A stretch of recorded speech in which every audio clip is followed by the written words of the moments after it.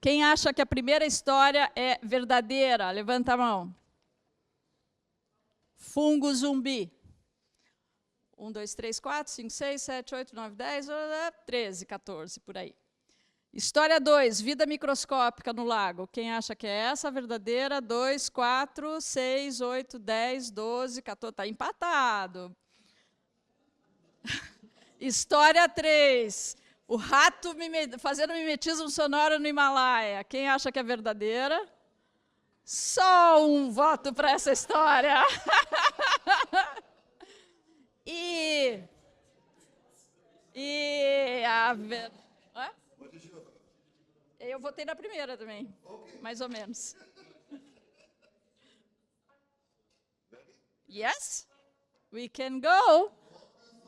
Oh, os fungos zumbis, é isso? Muito bem, muito bem. Fungos zumbis. Muito obrigada pela participação. Próximo.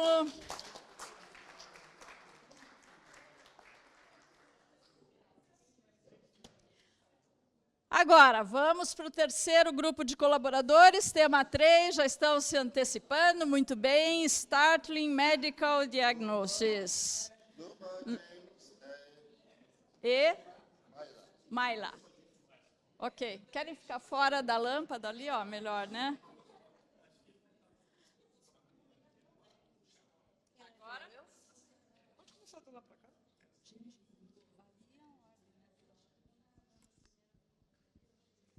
Já posso começar. Bom, vamos lá. Tá bom o som? E uma descoberta que promete mudar...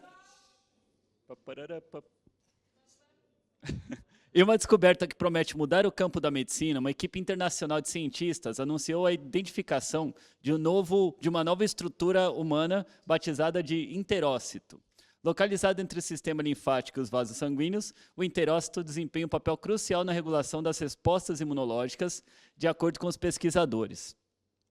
A descoberta ocorreu durante estudo de longo prazo focado em pacientes com doenças autoimunes. Usando técnicas avançadas de imagem molecular, a equipe observou uma estrutura até então desconhecida, composta por uma rede de células interconectadas que filtram toxinas e coordenam a produção de anticorpos. O enterócito estaria envolvido diretamente na comunicação entre o sistema imunológico e o nervoso, ajudando a controlar inflamações.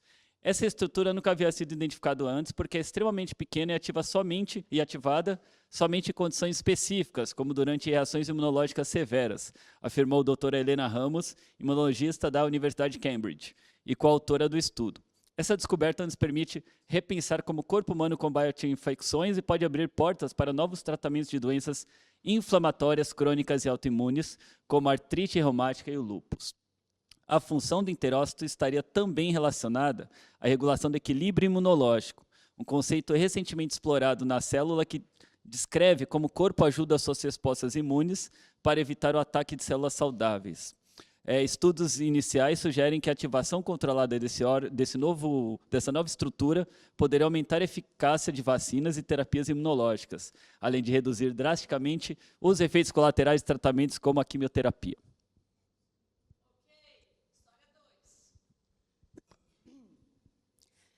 Exame de urina é capaz de diagnosticar precocemente câncer de pele. A alteração na proteína EAF1, detectada no exame de urina, pode ajudar no diagnóstico precoce de câncer de pele. Um grupo de pesquisadores da Universidade de Amsterdã, liderada pelo Dr. Anthony van Leeuwen, fizeram uma descoberta que pode revolucionar como o câncer de pele, especialmente melanoma, é diagnosticado. A pesquisa inicialmente foi realizada com 243 pacientes, homens e mulheres com idade entre 29 e 50 anos, que já estavam em tratamento de câncer de pele há pelo menos 6 meses. Esses pacientes apresentaram uma alteração específica na proteína EAF1, que é detectada através de um exame de urina, o que levou os cientistas a suspeitarem de uma possível correlação entre essa proteína e a presença do melanoma. A partir dessa descoberta, a equipe expandiu os estudos e recrutou mais 700 voluntários da mesma faixa etária com ou sem histórico de câncer na família. Dentre esses, 189 voluntários foram diagnosticados com câncer de pele de 1 a 3 anos após o início do estudo e apresentaram essa mesma alteração na proteína EAF1. Em contraste, os outros 482 voluntários não exibiram alteração proteica durante o período da pesquisa, tampouco receberam o diagnóstico de câncer até a conclusão do estudo. 29 voluntários desistiram durante o andamento do estudo. Estes resultados preliminares indicam que a alteração da proteína EAS1 pode ser um marcador precoce para o melanoma, e os pesquisadores agora buscam entender melhor a relação entre a proteína e o desenvolvimento da doença. O diagnóstico precoce de câncer é crucial para a saúde pública, pois aumenta consideravelmente as chances de tratamento bem-sucedido e cura. Quando detectado nos estágios iniciais, o tratamento de câncer de pele, como melanoma, pode ser menos invasivo e mais eficaz, reduzindo complicações, melhorando a qualidade de vida dos pacientes. A introdução de exames simples e acessíveis para a população pode ser um grande passo na prevenção e no combate do câncer.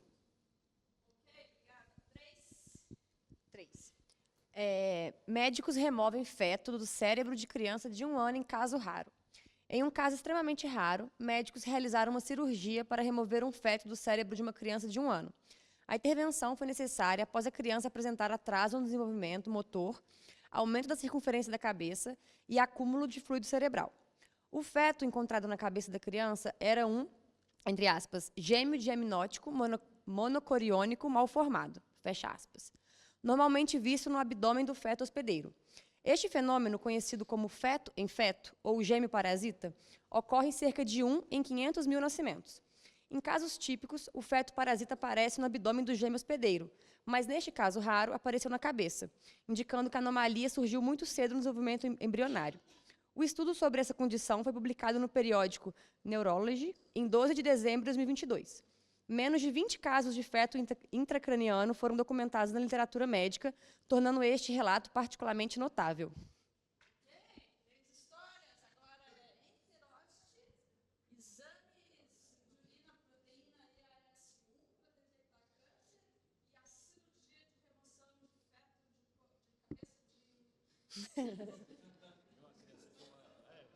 Tem um resumo.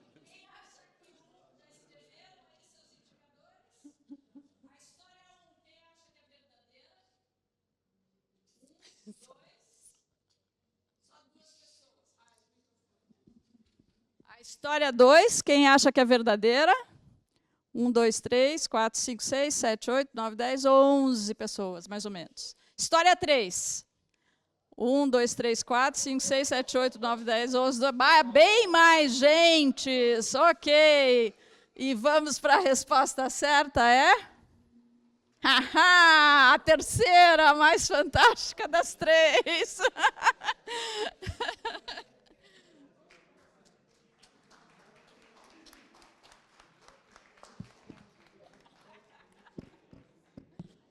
Muito bem. História 4, grupo 4, tema 4, Revising Evolutionary Trees. Tem 3. Muito bem-vindos ao show. Venham mais para cá para não ficar com a luz do projetor nos seus olhos. Vem mais um pouquinho, isso. Quem vai começar?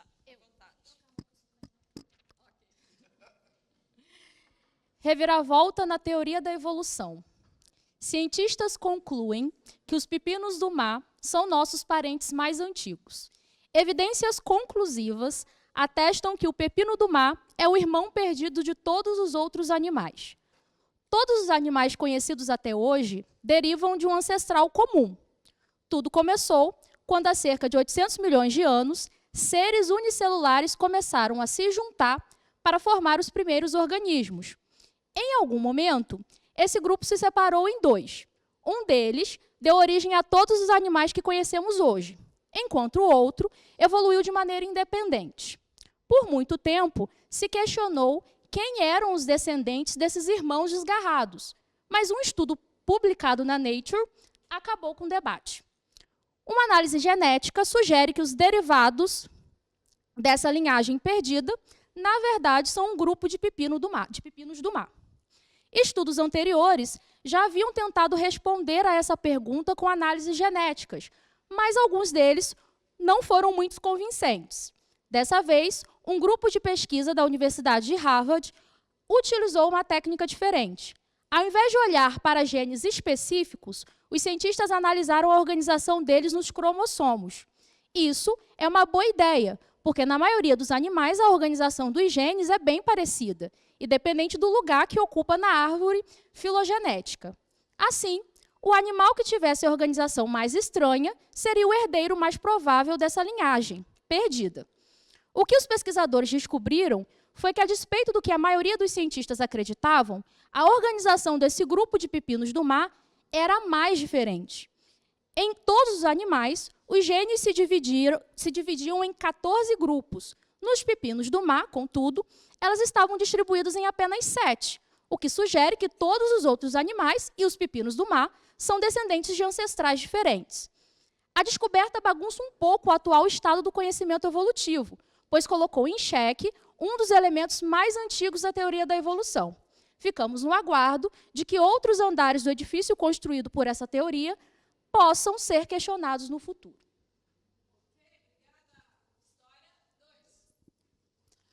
Ancestral da água-viva pode ter sido o primeiro animal a se ramificar da árvore da vida. No artigo publicado na revista Science em maio de 2023, foi relatado que pesquisadores liderados por Darren Schultz, principal autor do novo estudo e biólogo da Universidade de Viena, descobriram que as águas-vivas, ou ctenóforos, podem ter sido um dos primeiros ramos da árvore da vida animal, o que desafia a visão tradicional sobre a origem dos animais. Estudos genéticos recentes sugerem que esses organismos, que possuem uma aparência gelatinosa e brilham à luz, poderiam ter se separado dos demais animais antes dos poríferos, esponjas, e quinidários, como águas-vivas e corais. Essa descoberta muda a nossa compreensão sobre a evolução dos animais e sugere que a complexidade dos ctenóforos pode ser uma característica antiga, ao invés de uma inovação mais recente. O estudo sublinha a importância de revisar e atualizar nossas teorias sobre a história evolutiva da vida animal. Peixe nacional e estrangeiro são parentes, dizem cientistas. A um primeiro olhar leigo, pareceria haver pouca semelhança entre moreias, que costumam habitar meios de água salgada, em particular regiões subaquáticas cavernosas e recifes, e o peixe poraquê, o famoso peixe elétrico de água doce, típico do rio Amazonas. Cientistas da Universidade Federal do Amazonas, em parceria com o Departamento de Zoologia da Universidade de Melbourne, na Austrália, publicaram um estudo filogenético conjunto essa semana, indicando que ambos derivam de um ancestral evolutivo muito menos antigo do que se supunha. É uma descoberta peculiar, diz o ictiólogo australiano George Miller, porque se supõe que espécies tão separadas geograficamente, com atributos específicos derivados de pressões evolutivas bem distintas, tivessem se diferenciado uma da outra muito antes dos que os resultados indicam. Sem dúvida, uma descoberta chocante. Já fizeram suas avaliações? História 1, pepino do mar. 2, água-viva. 3, moreias e poraquês. Quem acha que a história 1 é verdadeira? Levanta a mão. Ah, ok. Abstenção. O IC, abstenção.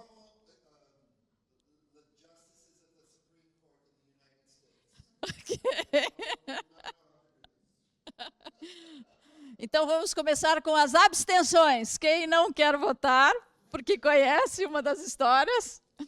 Ok. Então, outra vez, história 1, quem acha que é verdade? 1, 2, 3, 3 pessoas. História 2, da água-viva. 1, 2, 3, 4, 5, 6, 7, 8, 9, 10, 11, 12, 13, 14 e moreias e poraquês. 1, 2, 3, 4, 5, 6, 7, 8, 9, 10, por aí. Muito bem. E a verdadeira é? Água-viva. História 2. Hã?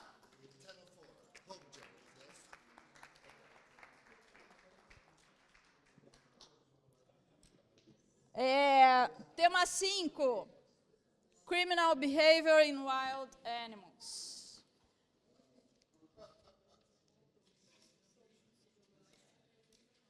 Isso. Fiquem para cá, para não ficar com a luz do projetor, e escolham quem começa. No, you go first. Entregar na plateia.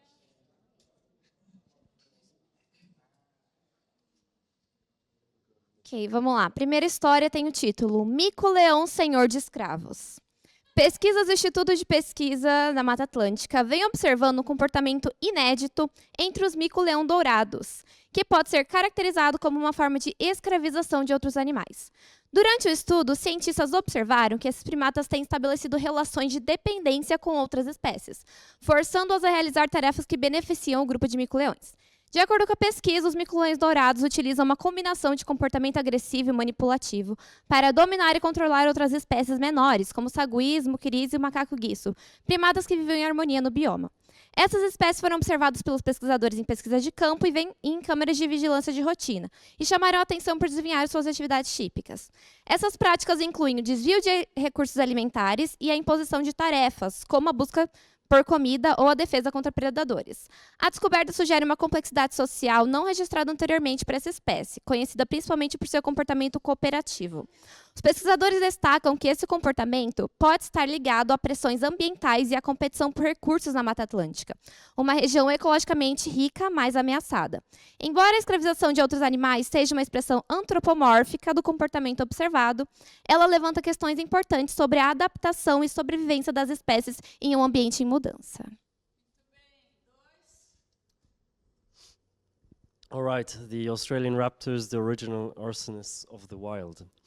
In Australia's wide, hot savannas, a remarkable event takes place. Birds known as firehawks use fire to catch their food. These birds, including the black kite, whistling kite, and brown falcon, are seen picking up burning sticks from ongoing fires and dropping them in new areas to start more fires.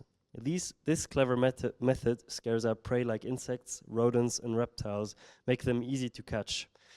This behavior is not only observed by scientists, but also part of Aboriginal stories showing the birds as purposeful fire users. This challenges our usual ideas about animals and tools. These fire-spreading birds are important in the indigenous Australian culture and appear in many traditional ceremonies that honor their unique skills. Studies combining local knowledge and scientific research have highlighted these birds' unusual behavior, bringing international attention to their ability to manipulate fire, a skill once thought to be only known by humans. Understanding these birds helps us better manage fires and learn more about the natural environment in Australia, changing how we think about wildfires and their causes.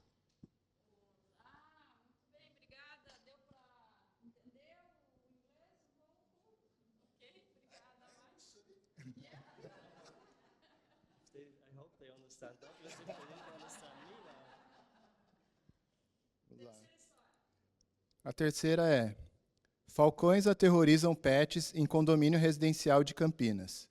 Nas últimas semanas, visitantes inesperados têm gerado preocupação para donos de pets em um condomínio da região central de Campinas, São Paulo.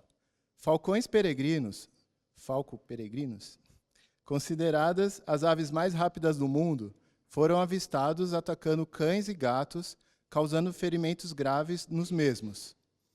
Os falcões peregrinos são considerados cosmopolitas, ocorrendo em quase todo o planeta. Podem percorrer até 22 mil quilômetros em aproximadamente 30 dias. As espécies avistadas no Brasil são oriundas do Canadá, Alasca e Groenlândia e permanecem em nosso território de abril até outubro. Conhecidos por caçar a partir de poleiros fixos, os indivíduos da subespécie Falco peregrinus tundris, os mesmos identificados na região, conseguem, em queda livre, ultrapassar a velocidade de 320 km por hora, o que impossibilita uma reação por parte dos pets desavisados. Até o momento, foram registrados ataques a 2 gatos e 2 cães, e todo o condomínio se encontra em estado de alerta, sendo possível encontrar avisos sobre o risco iminente nos murais de avisos e nos elevadores.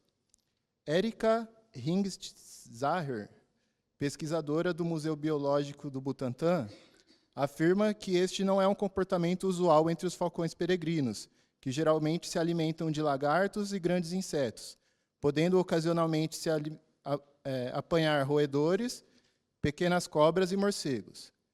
A bióloga se diz intrigada com o acontecimento e tem investigado suas possíveis causas, como a escassez de presas convencionais ou até mesmo fatores meteorológicos.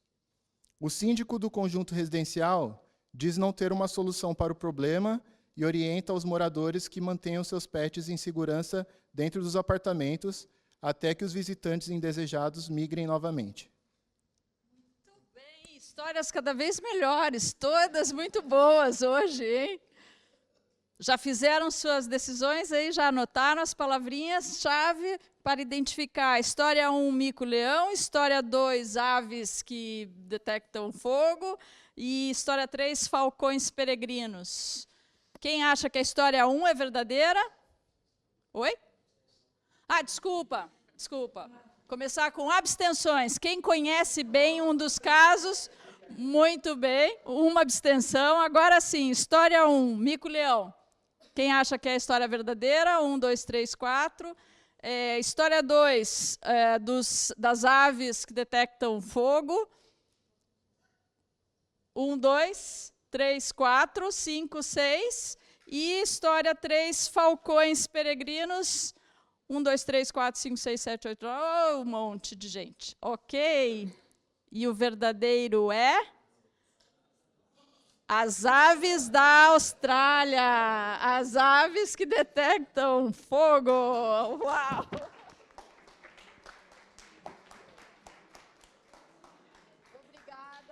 Obrigada. Peguem o cachê ali atrás com o pessoal da produção.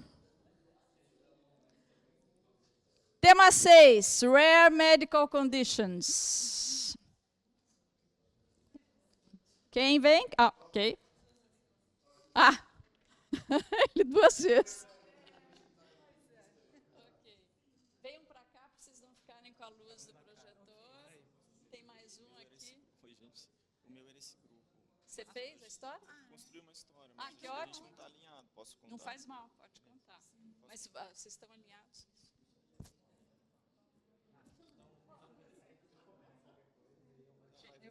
Ok, então você Posso começar? Posso começar. Aí ele...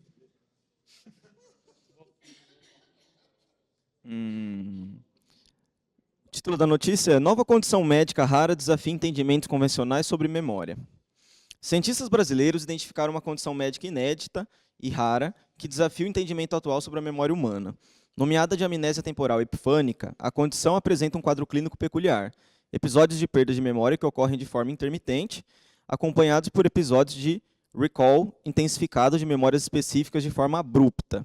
A descoberta foi publicada na prestigiada revista Journal of Neurological Science e gerou ondas de choque na comunidade científica nacional. A equipe de pesquisa internacional, A equipe de pesquisa liderada pelo Dr. Rafael Silva, neurologista e professor da Universidade de São Paulo, identificou o fenômeno durante uma série de estudos sobre distúrbios de memória. A coautora do estudo, a doutora Laura Costa, neuropsicóloga da Universidade Federal do Rio de Janeiro, destacou que a condição é caracterizada por um padrão de amnésia episódica, em que os pacientes experimentam períodos prolongados de esquecimento, seguidos por flashes intensos de memórias esquecidas. De acordo com a pesquisa, pacientes com a amnésia... eu não li a sigla, perdão. Amnésia temporal epifânica, ATE, exibem um padrão neurofisiológico atípico que ainda não foi completamente compreendido. Os exames de imagem cerebral revelaram alterações no hipocampo e na amígdala, áreas cruciais para a formação e armazenamento de memórias. Mas a interação exata entre essas alterações e a condição ainda está sendo investigada. O estudo também foi publicado na Neuropsychology Review, uma das principais revistas na área de psicologia neurocientífica. A publicação detalha os testes e avaliações realizados com os pacientes diagnosticados com ATE e sugere possíveis caminhos para futuras pesquisas, incluindo terapias direcionadas e a análise mais profunda dos mecanismos neurobiológicos envolvidos. É um caso clínico excepcional. Homem com pelo verde e espesso na língua. Um homem de 64 anos foi submetido a um exame médico depois de sua língua ter começado a apresentar pelos verdes. A penugem de aspecto bizarro é causada por uma doença comum e inofensiva conhecida como língua peluda. No início, suspeitava-se de um caso de candidíase oral e foi prescrito o antifúngico, mas isso não ajudou a reduzir o crescimento de algo semelhante a um musgo. Após uma investigação mais detalhada, os médicos notaram que as papilas filiformes eram mais compridas do que em uma língua saudável. O paciente não se queixava de dor, tampouco de alteração de paladar. Foi feito o diagnóstico de língua peluda, conhecida como uma doença benigna que provoca o crescimento de pelos de várias cores na parte superior da língua. Os fatores de risco para o desenvolvimento de uma língua peluda incluem ingestão de café, chá ou álcool, tabagismo, desidratação e má higiene oral. Escovar a língua regularmente é uma boa forma de evitar que as papilas se tornem alongadas e descoloridas.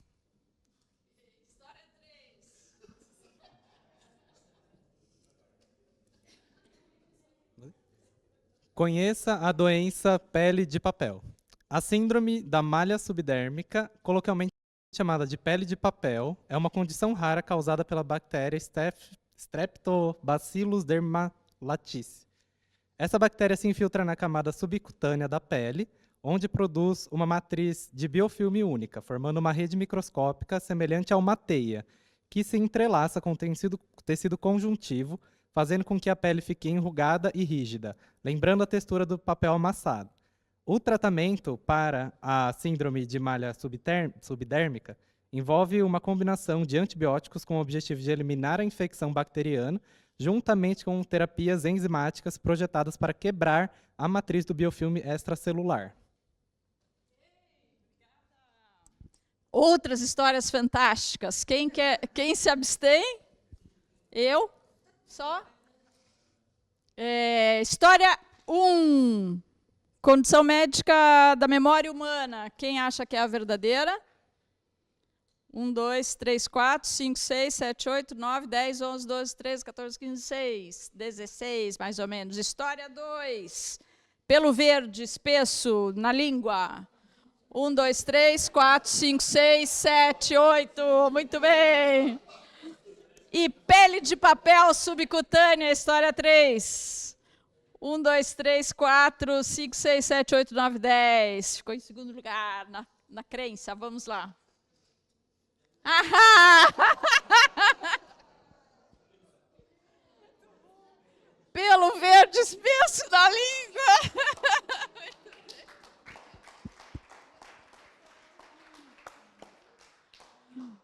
Gente, acho que deu para entender, né, a brincadeira, o quanto ela é bacana para quem compõe as histórias, para quem ouve tem que tentar decifrar. É claro que aqui temos uma população já especializada, né, um público especializado em biologia. As histórias foram bastante complexas, mas isso dá para fazer com qualquer nível escolar, com qualquer nível de conhecimento e funciona super bem.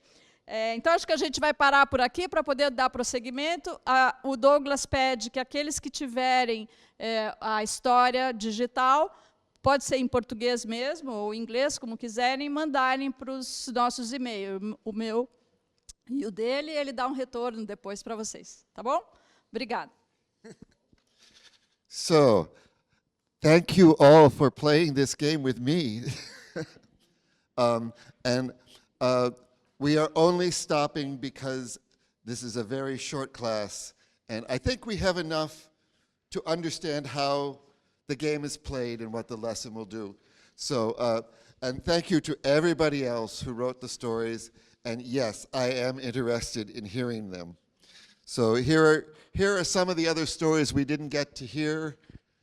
Giant spiders spreading across the United States. A whale that capsized a boat, but it was just trying to, the boat was fishing and the whale was fishing. And it got captured on film. Understanding about blushing by studying karaoke. And here are some others.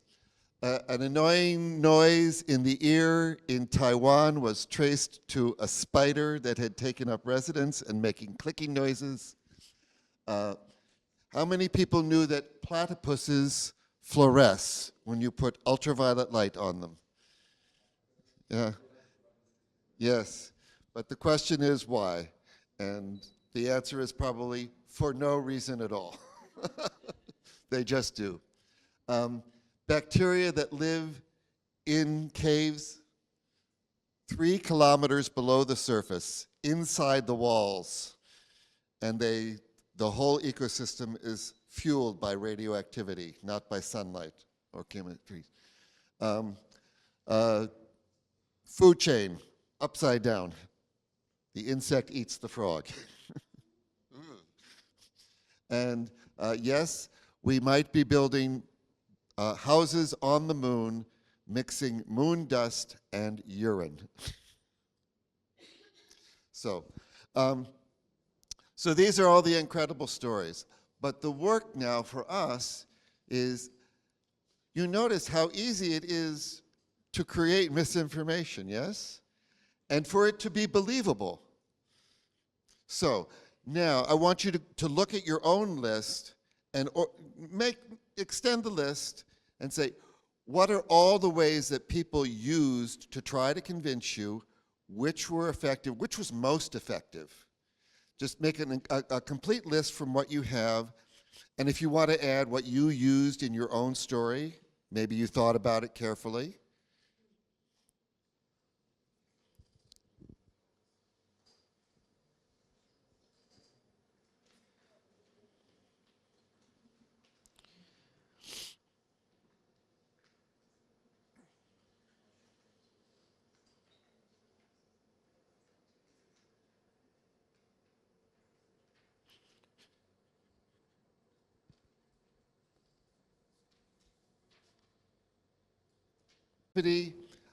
Let's work together as a whole class.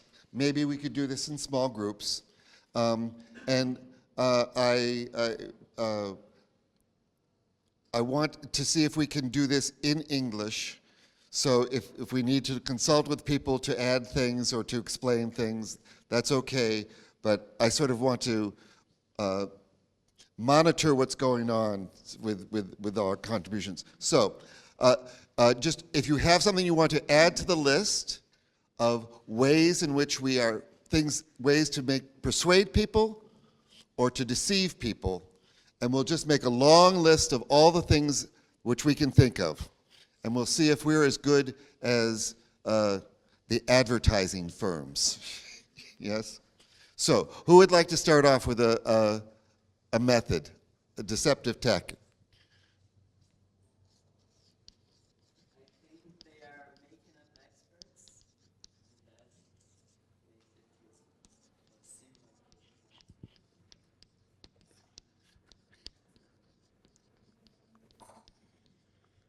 Okay. Fake experts. Because, as we know from yesterday, we trust experts. But this now tells us that we now need to, but who are they experts? So, yeah, Beatrice? Ah, interesting.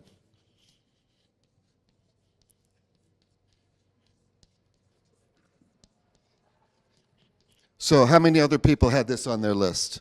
The more details, the more convincing it is. Yes, absolutely. Okay. Another one, yes.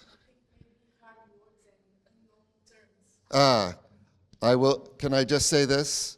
Jargon. This is very simple, right? How many had this on their list? Yes, very common. Confuse people with language that is beyond them, like, well, they must know what they're talking about, right? Yeah. Okay. Else? What?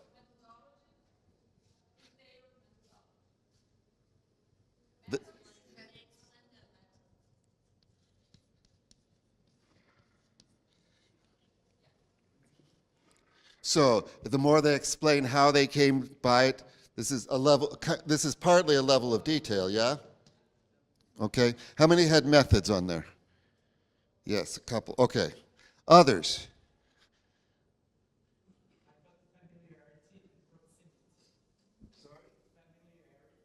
Ah.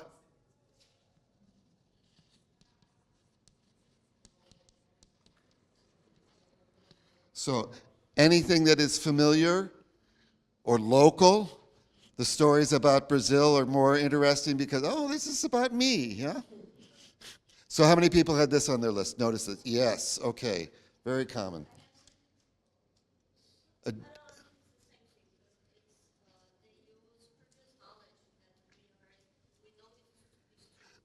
Okay.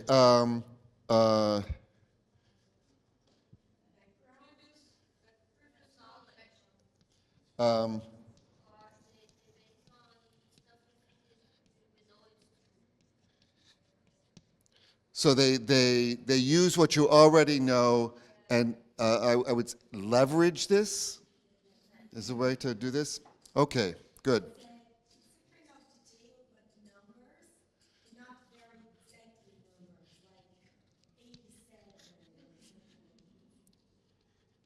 So this is and particularly in science, because where would they come up with these numbers if they hadn't actually made the measurements? Yes. How many people thought about this when they were writing these things? Yeah, and we heard a lot. So yes, okay, numbers. Yeah.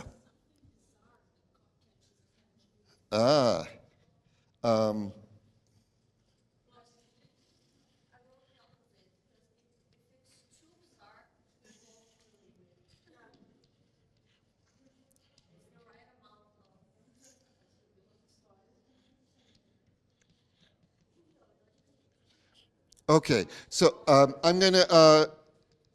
I think I'm guessing that part of what you are saying is that by saying these things that are interesting or odd, they garner our interest. Like, green tongues? Oh, no, maybe. Okay. Okay.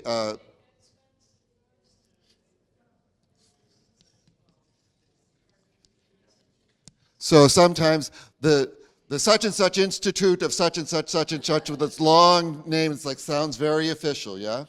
Okay, so it puts it in like an institutional context, the same as an expert word. Yeah.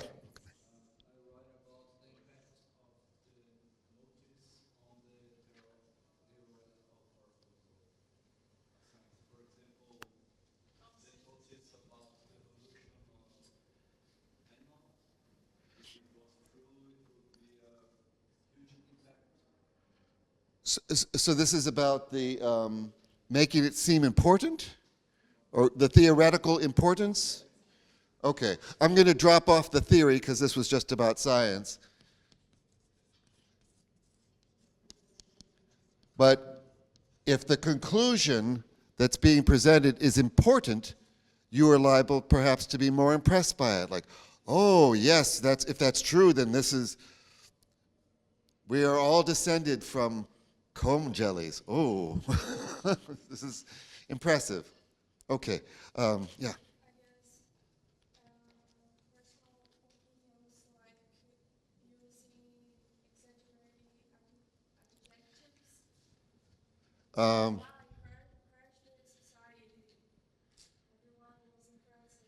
Yeah. Oh, impressions. Yeah.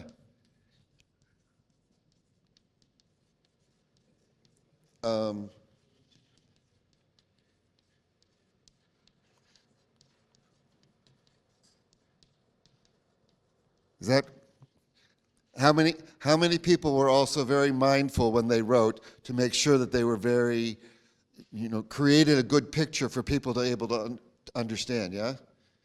And we all heard that. How many, yeah. Okay, other things.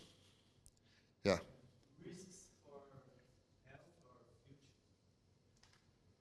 So would this go under importance? No.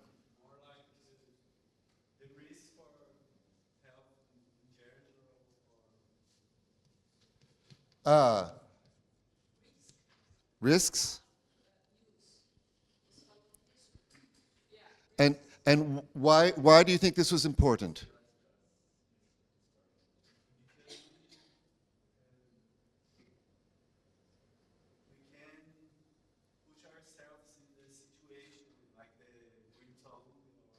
Yeah. So let me ask you, did you experience the risk as a number or as an emotion? Emotion? Yeah. So in this case, the risk, the emotion is fear. And I say this because I know from other things, fear is a very powerful emotion and persuasive. So,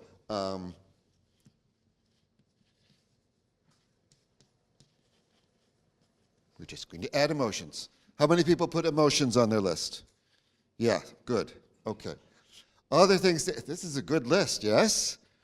I think we should all drop our academic careers in education, and we should go work with a public relations firm and advertising because we will be very successful, yes? Okay. Other.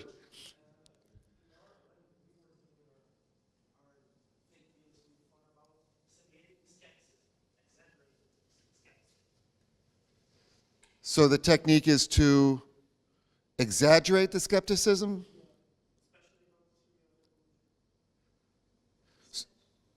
So this is by exaggerating, it makes it seem more real? Is that what you're, I just want you to say more.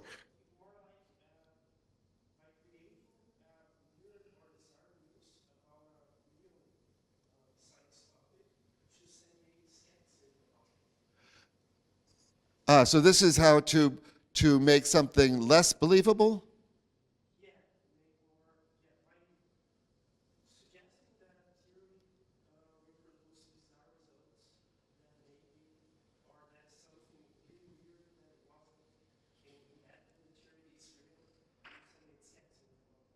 Okay. So this, we've come back, this is slightly an echo of using what's familiar and contrasting it with what's not familiar. It's a very interesting balance there, yes? So I'm going to add one here.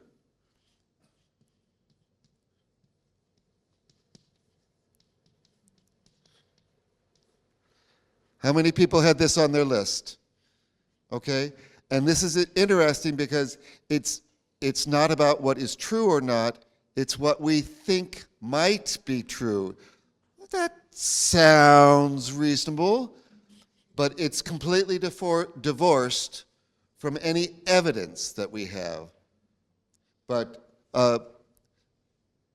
and the reason why this is important is because there are some people who are teaching about misinformation who say, oh, these things about flat earth and New Age crystals healing things, this is just so implausible because they are scientific and they don't know that other people can really believe that this is plausible. And so they want to teach students, just stand back and ask if it's plausible or not, and then you will know. And the interesting thing is, this is exactly what people are trying to do, make it sound, I think all the stories we heard, even the little patchy things that I heard, they were all plausible. I could maybe believe that. So, plausibility. Okay. Other techniques, 1 and 2.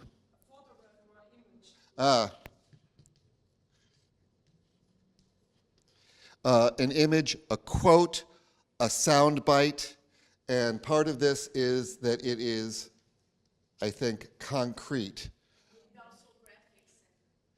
Yeah, any kind of graphics. Like, I hope nobody voted for Chat or Gene GPT, but I hope you enjoyed the logo. I did that for you. And again, this is about, in some ways, this is about amount of detail by seeing it specifically. So by seeing an image, and in some cases, a visual image is as strong as hearing about something. So an important dimension of our senses. You wanted to add?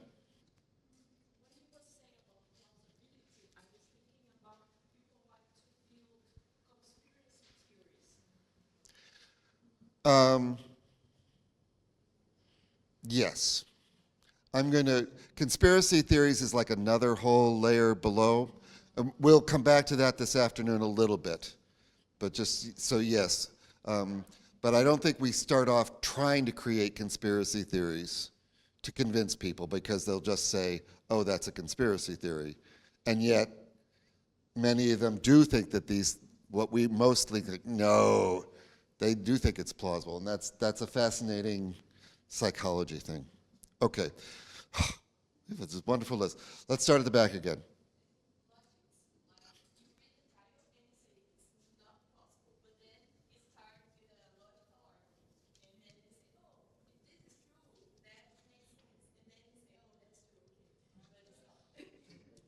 So using the logic and the argument, or one of the other things we might add to that is by explaining it.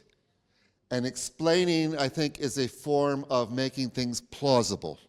Like, oh, you wouldn't believe this, but let me explain how it could be true. And then you go, oh, now I see, yeah.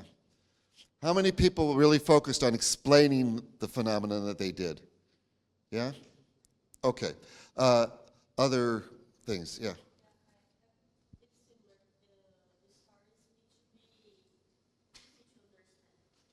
Easy to understand. Accessible.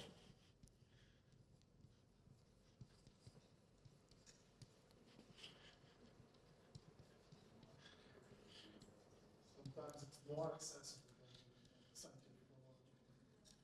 So, this is I don't know how much you guys know about psychology, but this is quite true. And this is what you do in your classes in some cases. You try to make things easier to understand. It makes it more plausible. And it makes even if there's jargon, it makes it accessible by giving it a foundation to relate to. Yeah.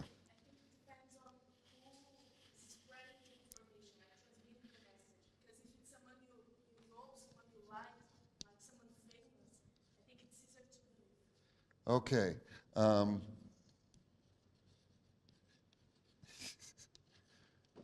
So, how many of you wanted to have like a famous soccer star or TV celebrity present your case?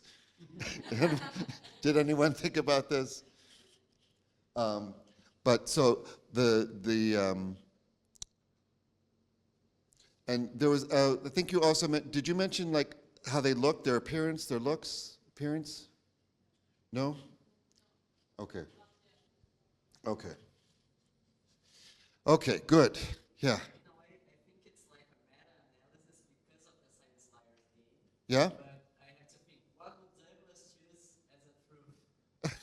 This is something I was thinking always, like, what do you think sounds fake enough that could be... Well, this is part of the part of creating the game, that you have to have something that's unbelievable but might be true to make in a sense, to make the game work. Yeah. So this is just a note about how we did things. So because of our limited time, I had to do all the research to find the real stories that were incredible. And you can imagine how much more fun this will be for students if you form the groups and send them out and let them find their own real story, create their own theme, and then create the other two stories to go with it. And if you have time in a regular class that meets over time, you have time to do this. So I think that's the optimal thing to do, because then there's more ownership on the part of the students from what they're doing.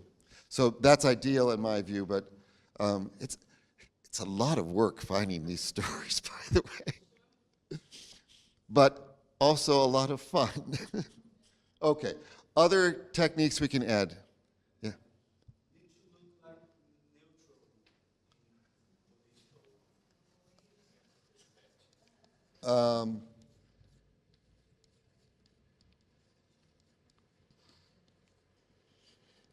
And I'm just going to say this in another way, which I think is that it's not biased.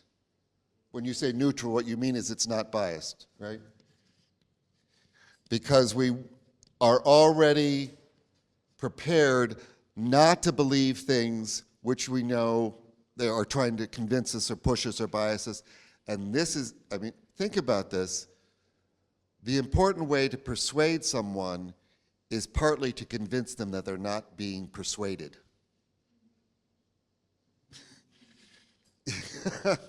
And that's part of the art, I think, in advertising, is to not give you time to think that somebody's going to make money off of you if you believe what they're saying.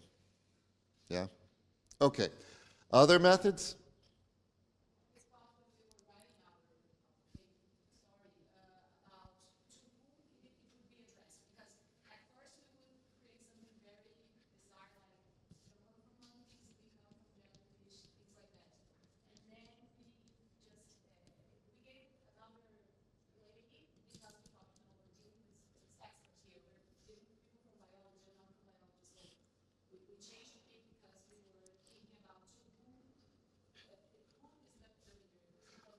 So a particular message might be specific to a specific audience because you are trying to make it familiar to them, and in particular, so these are, we're seeing some connections between these things, yeah?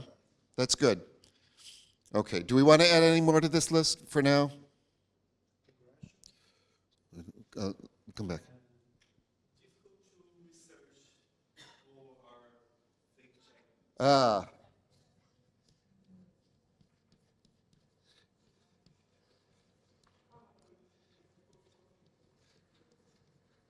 That will just keep anyone from, like, oh no, you can believe it. You don't need to fact check it, and it won't be easy to do anyway, so why bother? Yeah, this is true. You had something you. Aggressive behavior? Can you say more for me? When you say, oh, those two guys who believe that we come from monkeys, really using empowering an argument with aggression.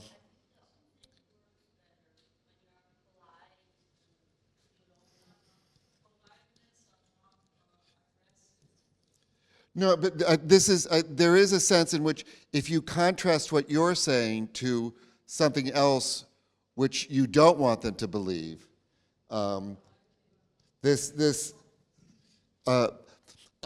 so many people will try to con you, but I won't do that because I respect you. Yes? Is that an aggressive tactic? What you mean? Okay. And there was one more.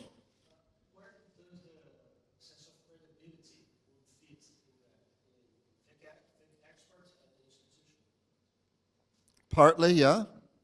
So this is,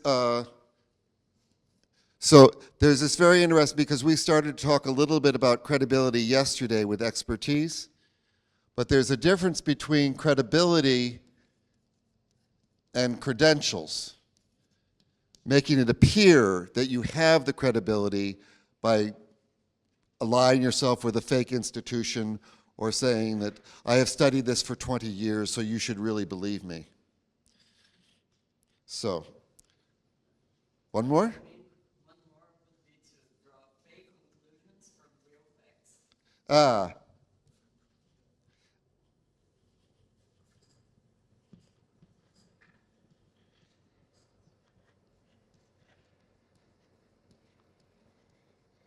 So if you borrow from real things that they know, you are leveraging, it makes it seem like it's not biased because they know that there's something, they can fact check the one thing, and they say, well, he was right about that, so he must be right about the rest, yeah?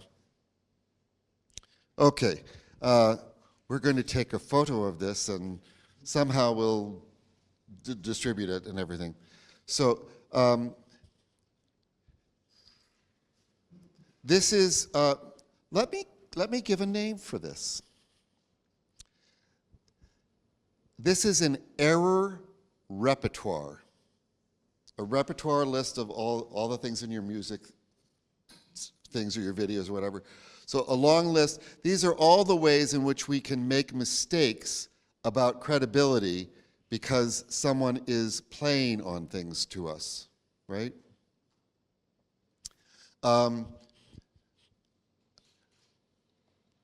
If we had more time, I think I would ask us to get into smaller groups and try to distill these into what are there themes here that we can consolidate this and say, we already have seen some connections, can we pull them together and give a name to it? And then if we can reduce the numbers of the list, then what we can do is try to create a nice acronym that helps us remember the 3, 5, 7 things, a nice word that will help us remember this, yeah? So, I have been working on this for over 10 years. So I created a list a long time ago, and I'm going to share that with you, and you can decide if you like it or not. Okay. Particular, because earlier in my lifetime, I did spend some time studying advertising and motivational research, and have always been attuned to the psychology that advertisers use to garner us, to persuade us. So, you can't read this very well, but good looks, if someone has style and they're smooth and it's a deep male voice that sounds very convincing, you are more likely to be convinced. And it's all superficial. So we looked at the study of fact-checking yesterday. In this study, they noticed that students would look at the website, and if it was professionally designed and had nice images and had a nice layout, no ads, well, they were more likely to believe that. And you can say, that's not a good reason to believe it, and yet we are convinced. And so the only way to help us guard against this is to be aware of it. So, identity politics. This is part of being familiar and not just previous knowledge, but being someone that you know, even if they're not famous, like this is a women's issue, and this is what women believe, so you should believe it too if you are also a woman. This is a major problem in politics, you can imagine. Acting, this is number 1 on the list, fake experts. So, repetition. Oddly enough, if we hear the same thing over and over again, we start believing that it's true just because, oh, I heard that before, I think. Yeah, so that must be true. And you can imagine how that feels and how someone would draw on that. And the other thing is, if nothing else fails, if none of these other things work, you try to throw people off by playing on their fears and their emotions and making them unstable. And that this leads them back into these intuitive methods that we use. So, this is the English version. We did our best to come up with an alternative in, whoops, oh, we'll come back to that. No, where are we? No, we need to go down here. Okay. This is my best effort to translate these 5 criteria into a nice format in Portuguese. Does this work? And this is easy to remember and can be helpful for students to say, yes, don't just because the image is there, it looks good, don't believe it. Just because they share your identity, they're in your group, just because they're your peers, does that mean that you should succumb to peer pressure? Well, if you want to fit in, maybe you do. Imitation, acting, just repeating it or inundating you with it, and being uncertain. Okay? Now, because you guys have background in science, yeah?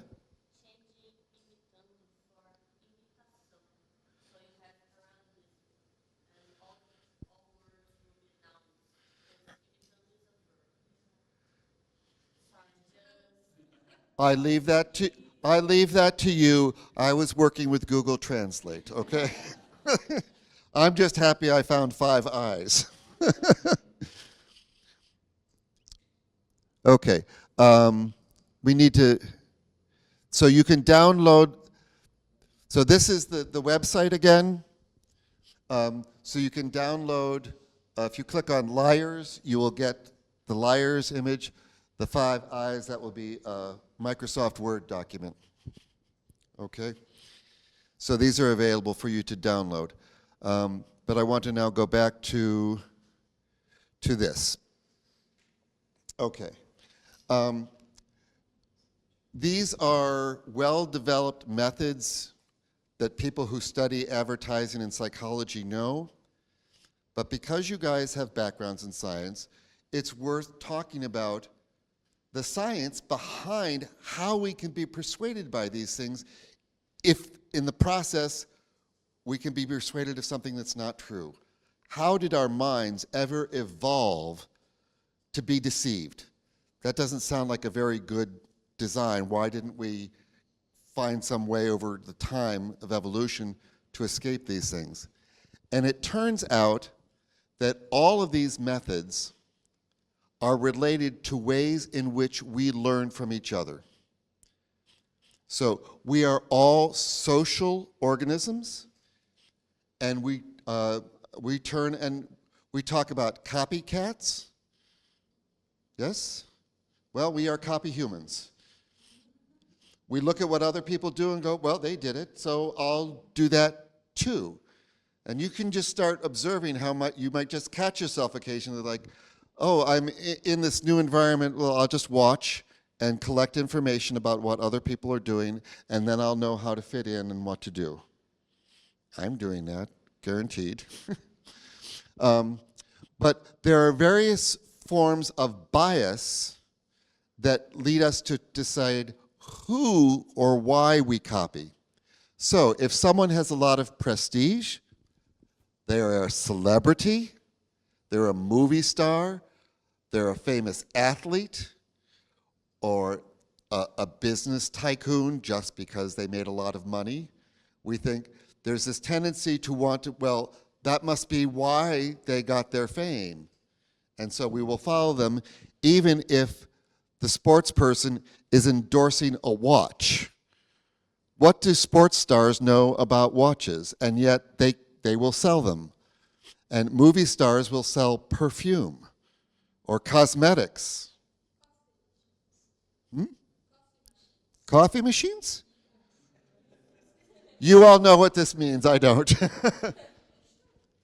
Who? George Clooney does? I see, I don't watch TV, so. But this is, what does George Clooney know about coffee machines? Do you think he's an expert?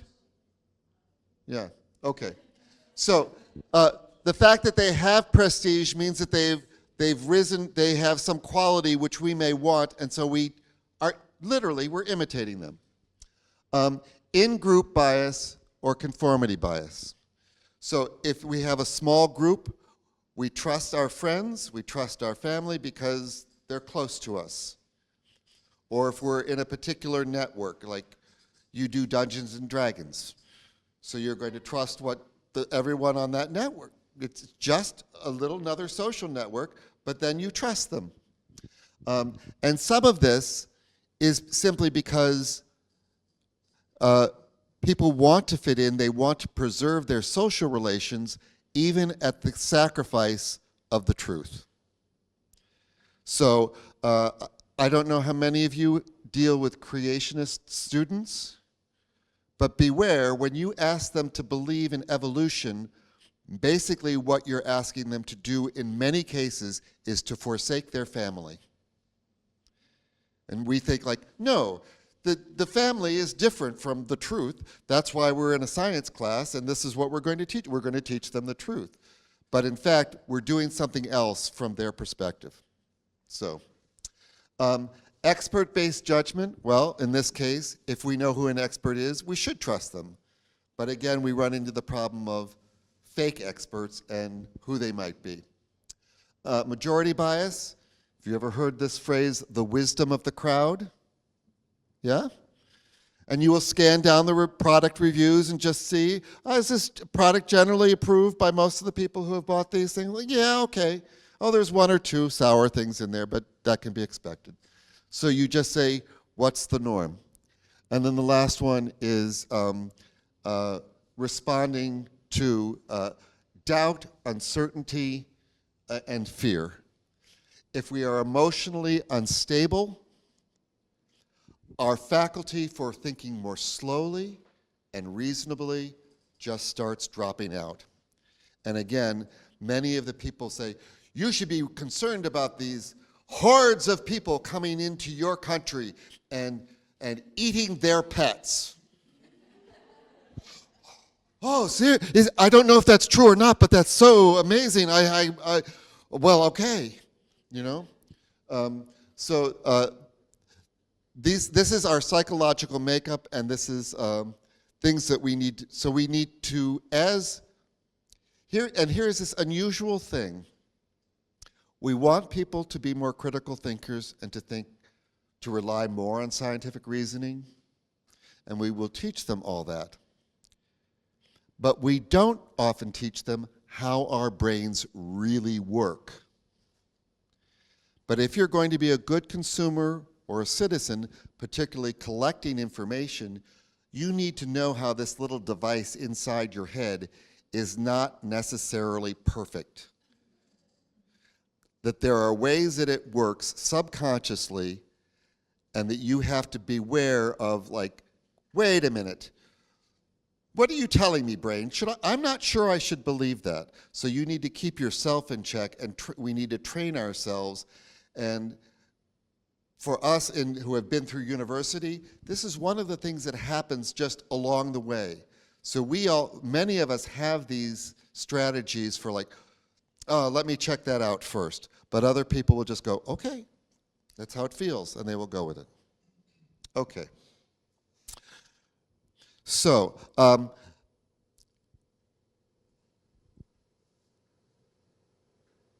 this is how we take a game that is done mostly for fun, and we try to transform it into a very serious and fruitful lesson about how to live our lives a little bit better.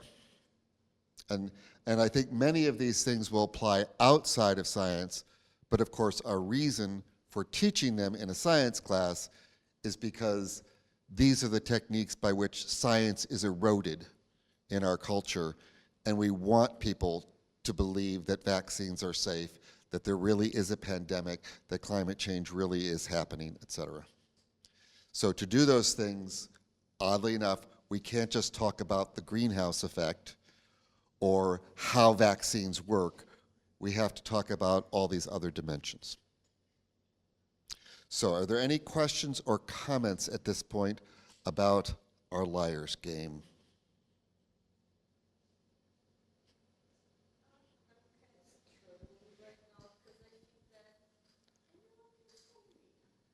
Yes, they can. Maybe I am fooling you. Did you think of that?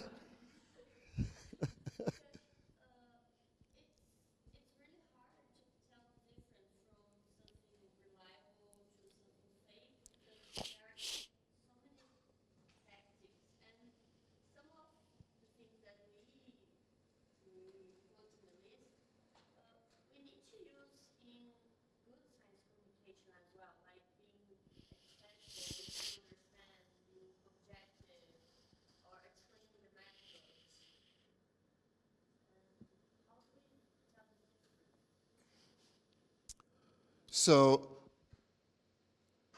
mostly, we could talk about the ethics of science communication and trying to be persuasive and emotional with what is really a fact-based issue, because we know it's for their benefit, et cetera. But ultimately, what we're trying to do is alert people to being more cautious about jumping to conclusions without having gone through the more sure methods of checking things. So we talked about methods of fact checking. We've talked now a little bit about expertise and the criteria for judging expertise. So what we're trying to do is get people to slow down, pause, not use their intuitions, but to use the other methods that we're teaching them, some of which we've already discussed.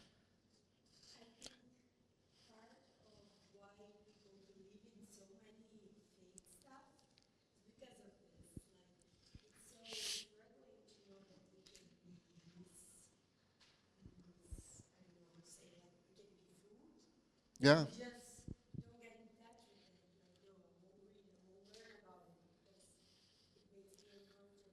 Yeah.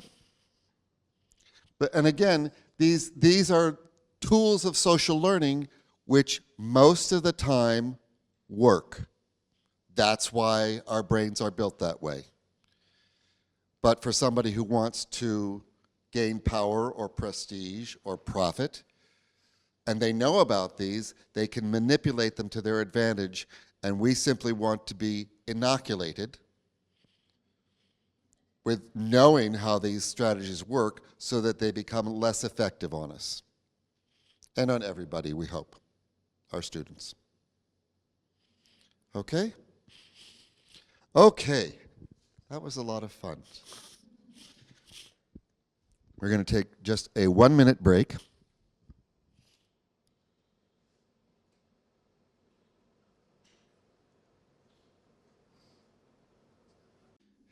And we packed our lunch, and now we're at school again. Okay? So here we have another case for us to walk through historically to try and understand a little bit about how we respond to and detect and identify fake news. So in this case, we are looking at the New Madrid, and this is Americans, okay? This is not Spain, this is not Madrid, this is Madrid. The New Madrid earthquake of 1990. I'm just curious, how many people have heard of this event before? Oh, you read ahead of time. A student, I think, yeah? Okay, so let me Missouri is right in the center of the United States, okay? And here is what the downtown looks like. It's not a big, fancy town with skyscrapers. It's just an American town.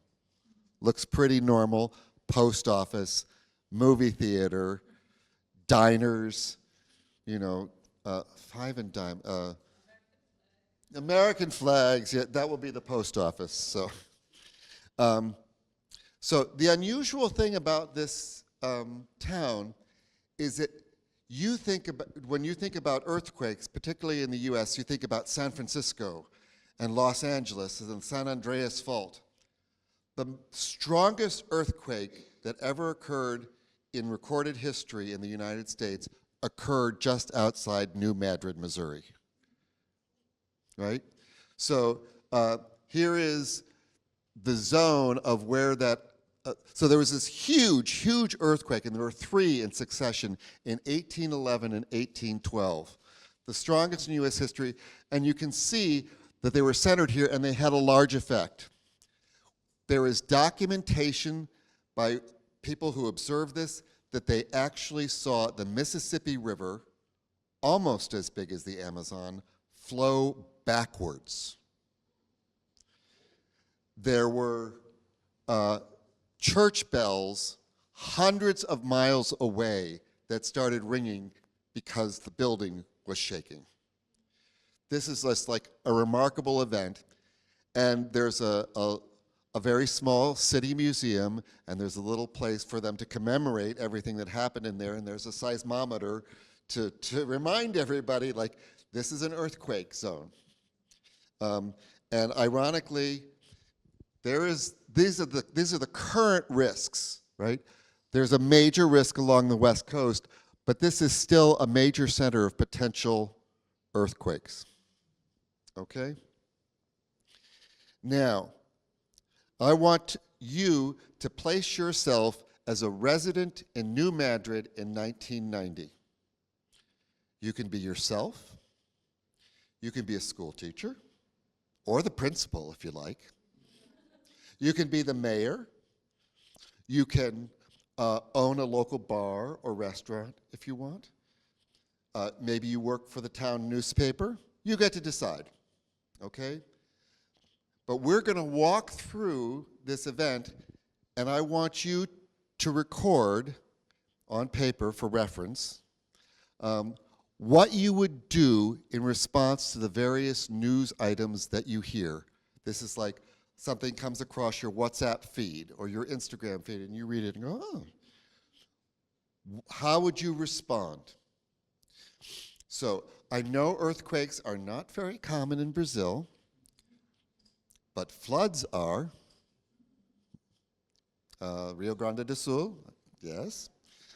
Fires, Pantanal, yeah. Maybe large, do you get tsunamis occasionally? Large waves? No? Other natural disasters that you sometimes have to prepare for? No? But if you know that these things are there, you do have to worry about, like, oh, do I save food and water? Do I make an emergency kit for first aid? Do I plan to go somewhere else, or do I just dismiss all these warnings as nonsense and go on with life as usual? These are the things you need to decide as this information occurs, and I'm going to rely on your creativity and your fear of earthquakes. You don't have to worry about this, but if you did, imagine.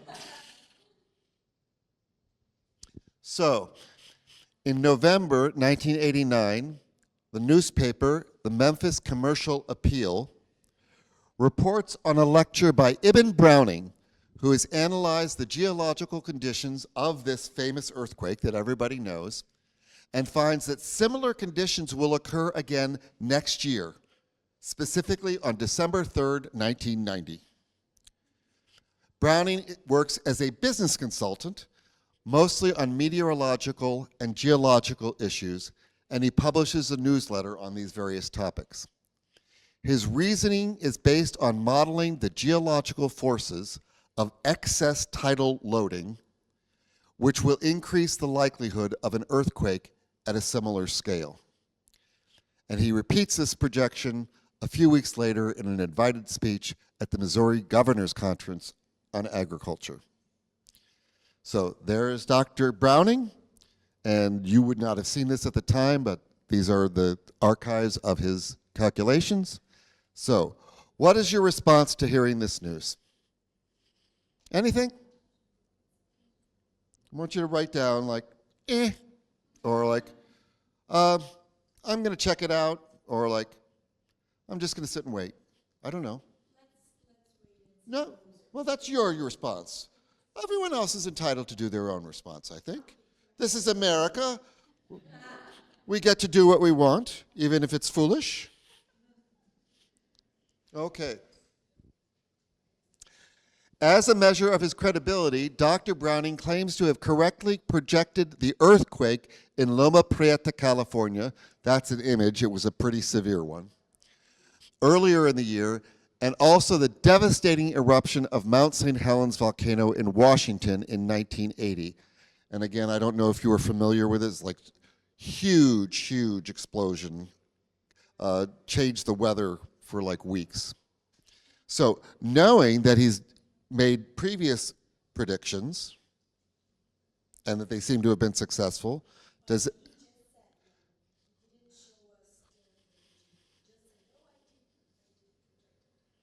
You're welcome to check it if you want. So this is the stuff that comes over your feed, right? Okay, the St. Louis Post-Dispatch, really standard benchmark newspaper. June 26, 1990, so now we've gone about a half a year later, Dr. Browning has continued his lecture circuit, and now the St. Louis Post-Dispatch has begun to cover the story. Today, it publishes a map of the 7 global locations implicated in Browning's projections.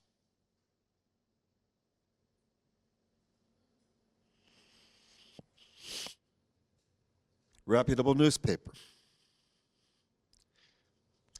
July 21st, a little month later, a Post-Dispatch headline reads, "Quake prediction taken seriously."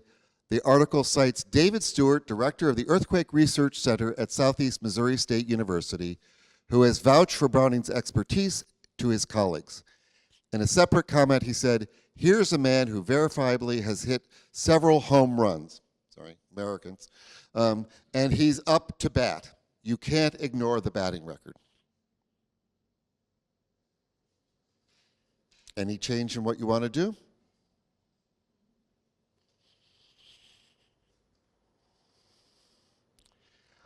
August 5th, the Office of Emergency Management in Springfield, Greene County, Missouri, notes that Browning has been correct on so many things, I think that everybody ought to take him seriously. We've now gone from the newspapers to a local scientific institution person to a government agency.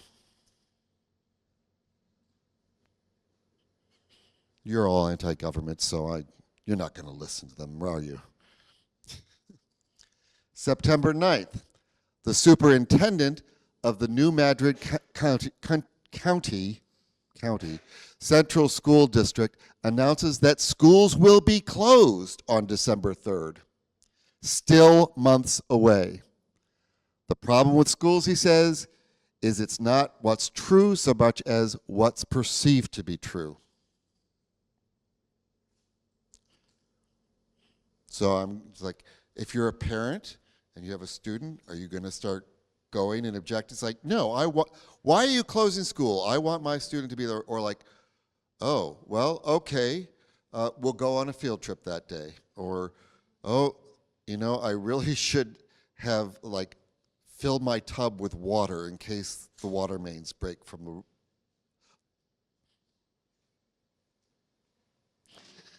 September 26th, we're moving closer and closer to December 3rd, right? Southeast Missouri experiences an earthquake enough to rattle dishware. Enough, and to you know, like, you didn't think earthquakes were really that common, that was all history. Like, no, they're still going on. About 200 minor quakes occur annually in the region, but most are really too small to notice. Various government agencies have been arguing for years that residents should be prepared for any major quake, although the timing cannot be predicted.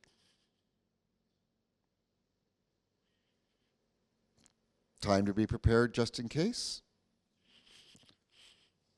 Or, like, take it seriously? September 26th, full-page ads appear in the local newspapers selling a 1.5-hour videotape interview of Ibn Browning. They sell for $99 each or $39 for a 3-minute excerpt.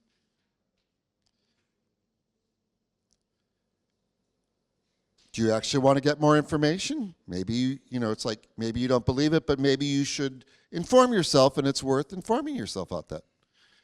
And one of the things you might also consider is whether or not your house has earthquake insurance. There's fire insurance, there's flood insurance, and there is earthquake insurance, and maybe it's just better to be safe. September 29th, the director of the Missouri Department of Natural Resources releases a statement that, contrary to Browning, the probability of a significant quake occurring on December 3rd is not greater than any other day.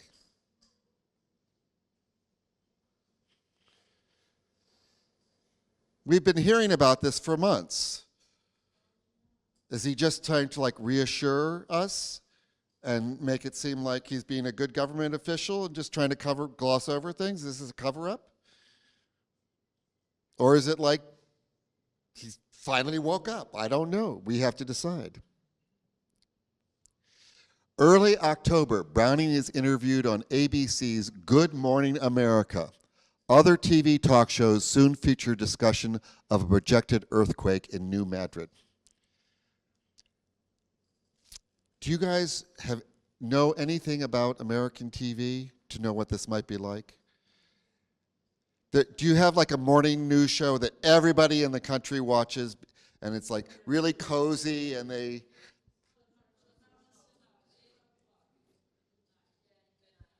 at night. So it's like that show, yeah? Now, would a show like that interview somebody like this if it wasn't to be taken seriously? Interesting question, yeah? October 18th, the United States Geological Survey responds to public concerns and issues a report that Browning's geological model is scientifically unsound, and that his predictions of earlier events had been so vague as to be meaningless and thus were really not validated.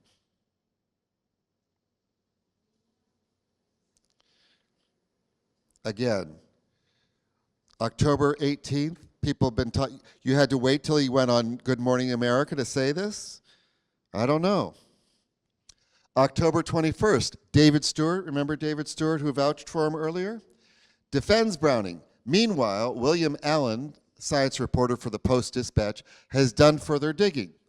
He now reports that 15 years earlier, Stewart lost his previous position at the University of North Carolina for inviting a psychic to speak on earthquake predictions and endorsing her approach as valid and valuable. Which raises this interesting question of, did you believe his expertise, testimony, and endorsement earlier, and if so, why? Mid-November, it's getting close, the National Earthquake Information Service, part of the USGS federal agency, is fielding 100 calls a day related to the prediction. Your neighbors are talking about this. The St. Louis County Emergency Management Office has been similarly swamped with inquiries. So if you've just been idle and not paying attention, you haven't been talking to your neighbors.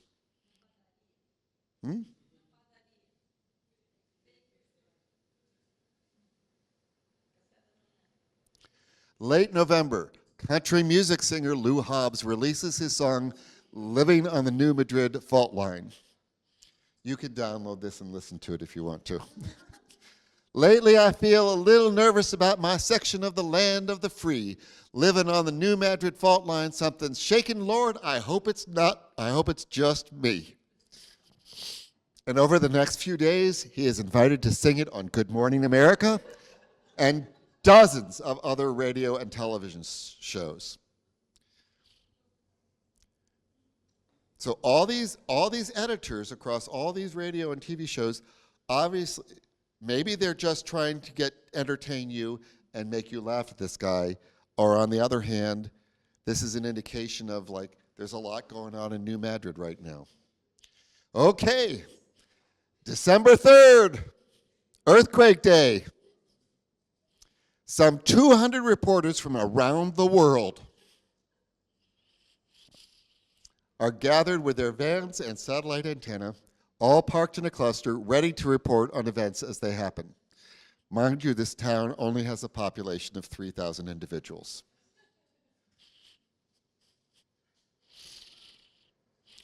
And you thought the anti-vaxxers or the flat earthers were a problem. Schools are closed here and in other neighboring cities, although the girls' volleyball game is going ahead as scheduled. Residents have invested $22 million in earthquake insurance. This is historic, but just multiply that by 5 to reais. Yeah.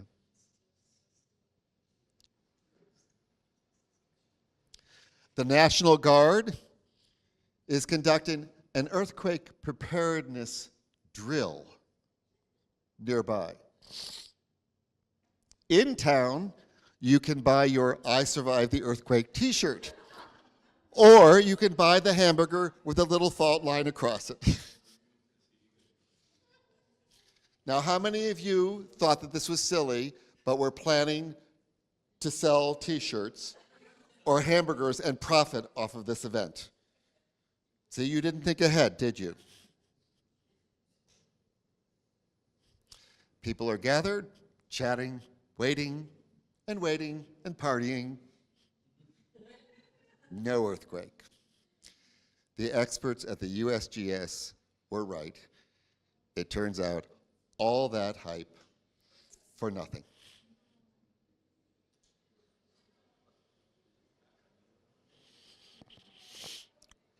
So I don't know what your individual response to this was, but clearly this persuaded a lot of people. $22 million in earthquake insurance, closure of schools, bringing out the National Guard just in case. How did this spurious claim from a non-expert who had no real credentials spiral out of control? This is really something for us to understand about how misinformation spreads. This was before the time when things went viral, but that's what it did. Okay? So, I want you to get together in small groups, 3 or 4, and share your thoughts about your experience of living through this little bit of history, what you did and how you responded. And while you're going along, compare your response with what you know happened among the residents. And hopefully knowing that we're not just going to take the advantage of hindsight and like, well, we know better now, they were just all foolish. But to take seriously why and how people believed what they did.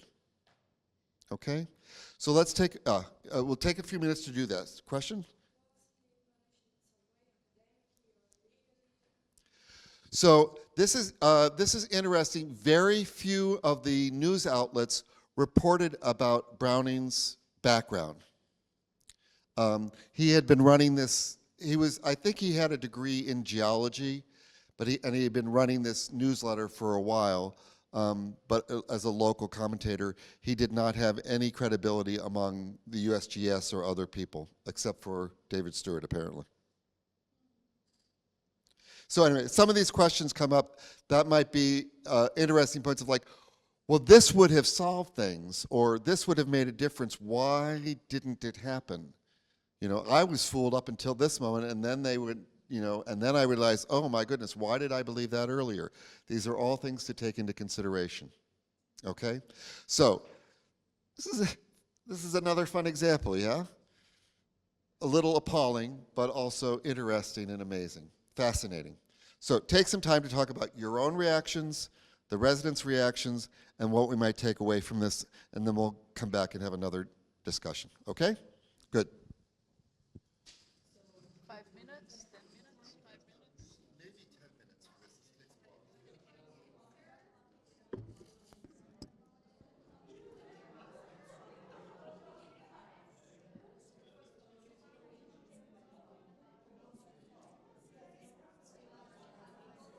What are reliable sources of information about, plausibility and expert consensus about the role of scientific institutions?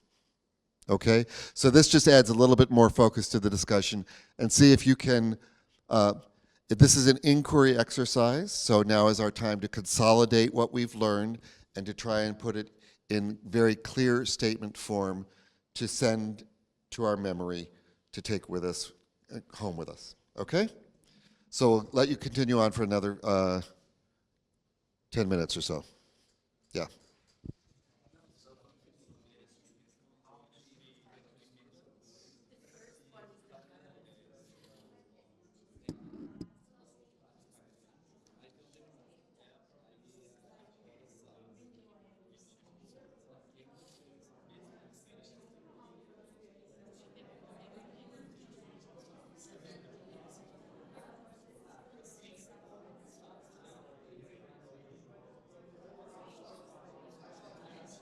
Set up on the PowerPoint a number of possible lessons that can be made for students just as a kind of a review for this. So you can go review those if you like as a way to sort of add more to what you've learned. Okay.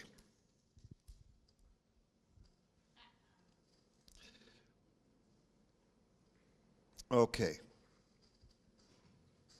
So one of the responses in the discussion to the New Madrid was, well, but things are different now. You can go out and Google it.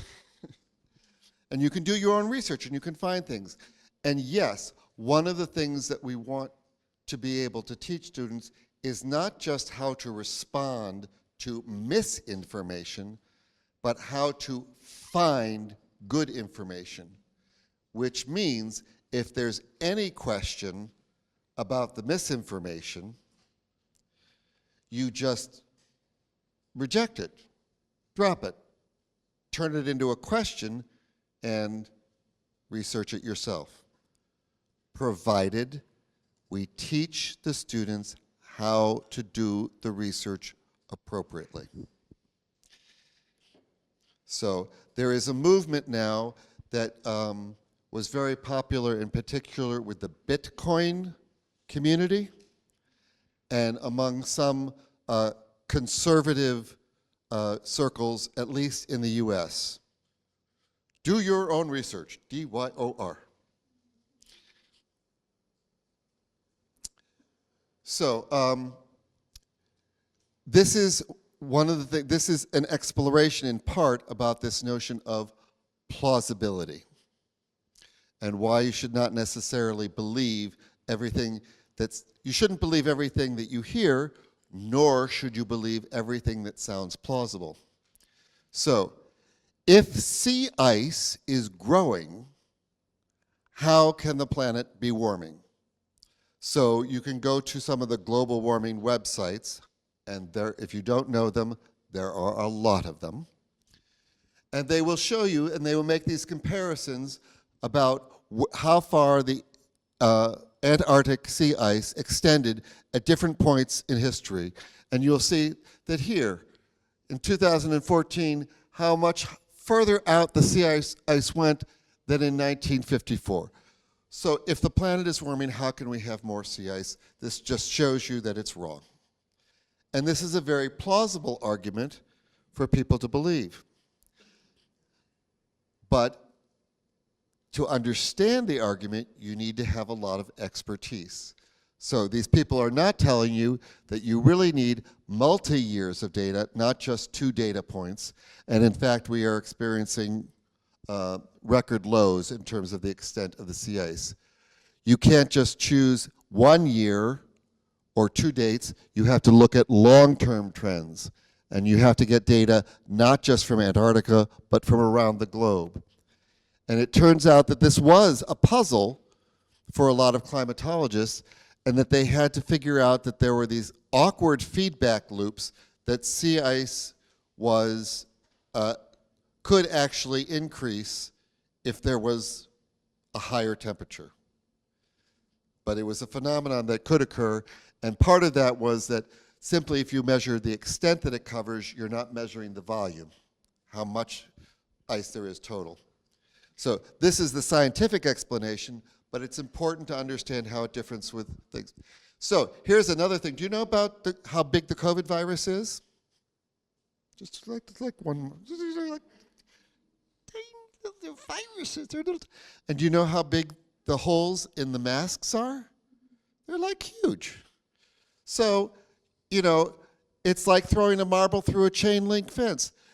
The masks are doing nothing. This is like quantitative data. That sounds, and you could fact check those dimensions, and those dimensions, at least, would be correct. So they're useless, right? This was an argument that's been made, and many people have believed, but it's because they don't talk about the structure of the masks. It is a mesh. It's not just a two-dimensional filter. The virus is often carried on fluid particles, which are much more larger and likely to get caught. There is turbulence. There is electrostatic charge on all the really good masks that are approved. And there is also random Brownian motion. So these arguments they sound plausible, and many people believe them. Now here's an interesting fact from the Lawn Institute.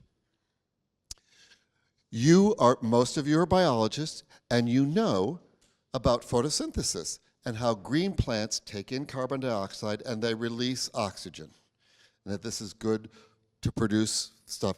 So they will tell you that a 5,000 square foot lawn can produce enough fresh oxygen daily for 14 to 35 people. Isn't that amazing? And it has cooling potential. It supports arthropods, cultivates the microbiome. You should have a lawn rather than trying to have a forest or shrubs or whatever. But again, what they don't tell you is what happens. You mow the lawn, and all that green stuff that absorbed the carbon, which was good for protecting against climate change, now is left there to rot and produce more carbon dioxide again. You had to cut down the trees to put in the lawn, and you often, to have a nice green lawn, you add fertilizer. The excess fertilizer goes into the soil. It promotes the nitrifying bacteria, which produce N2O, which many of you know is like considerably more potent than carbon dioxide as a greenhouse gas. In case any of you are wondering, because you have a lawn at home in Sao Paulo, most green lawns contribute to climate change and global warming, even though they look green. How many of you have heard of the paleo diet? Yeah? It's this wonderful, biologically intuitive idea that we evolved in certain ways and our enzymes were created under those conditions, and that therefore we should eat like our ancestors did. We get to eat lots of meat and fresh vegetables. They're fun too. So no lactose. We're not supposed to drink milk after a certain age. No gluten. We didn't have fields of wheat when we were in a Stone Age and before that. So this is how we should eat. And again, it's a biological argument. It has plausibility. But this has been thoroughly debunked by Marlene Zook, among others. She summarized it. If we do the anthropological research, we learn that different peoples in history had different kinds of diets. They were all based on what was available locally. We know about the history of some of the enzymes, and in fact, the enzymes about lactase that can digest the lactose in milk have in fact changed rather rapidly. And so we have a different makeup than we did. This obviously has a diet that has been people who like to eat meat, who want to have a justification to eat meat, even though meat is one of the a major contributor now to climate change. And if you read the IPCC report, for those of you who may be curious, we could meet our climate goals by 2050 if everybody switched from meat to plant protein in their diet. That's how significant it is. So we are using this, but we are appealing to nature because nature sounds good. So that's a scientific error. Anyway, this feeds into the notion that people should be able to do their own research. And the problem is that people who do their own research are, in fact, more likely to get the wrong answer because of confirmation bias. They're doing research, they don't know how to do it rigorously or systematically, so when they find a result that agrees with what they wanted to find, they say, oh, that's a good, reliable source. And if it disagrees with them, they say, oh, I don't think that that's probably as important as they make it out to be. And of course, it sounds very plausible to do this. So they now know that this women who are concerned about vaccinating their children and are already a little skeptical of vaccines are more likely to reject the vaccines after research at the same time thinking that they have done the research and that their position now is more scientific than when they began. People who research climate change arrive at the same kinds of conclusions and are more likely to just distrust science in general. So this is a counterintuitive thing about how these things work. But this is a reminder of this problem of we can't do our own research all the time, or if we do, we have to be very careful.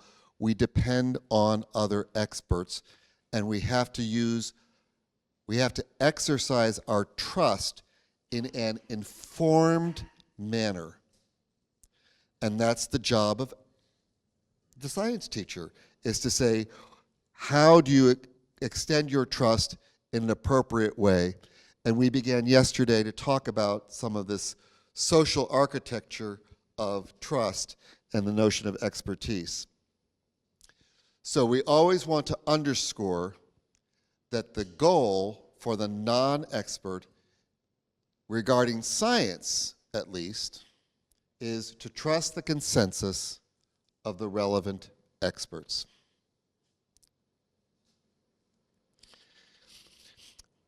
But I'm sure they're ready to say, because you are such good students in the history of science, sometimes the scientists are wrong.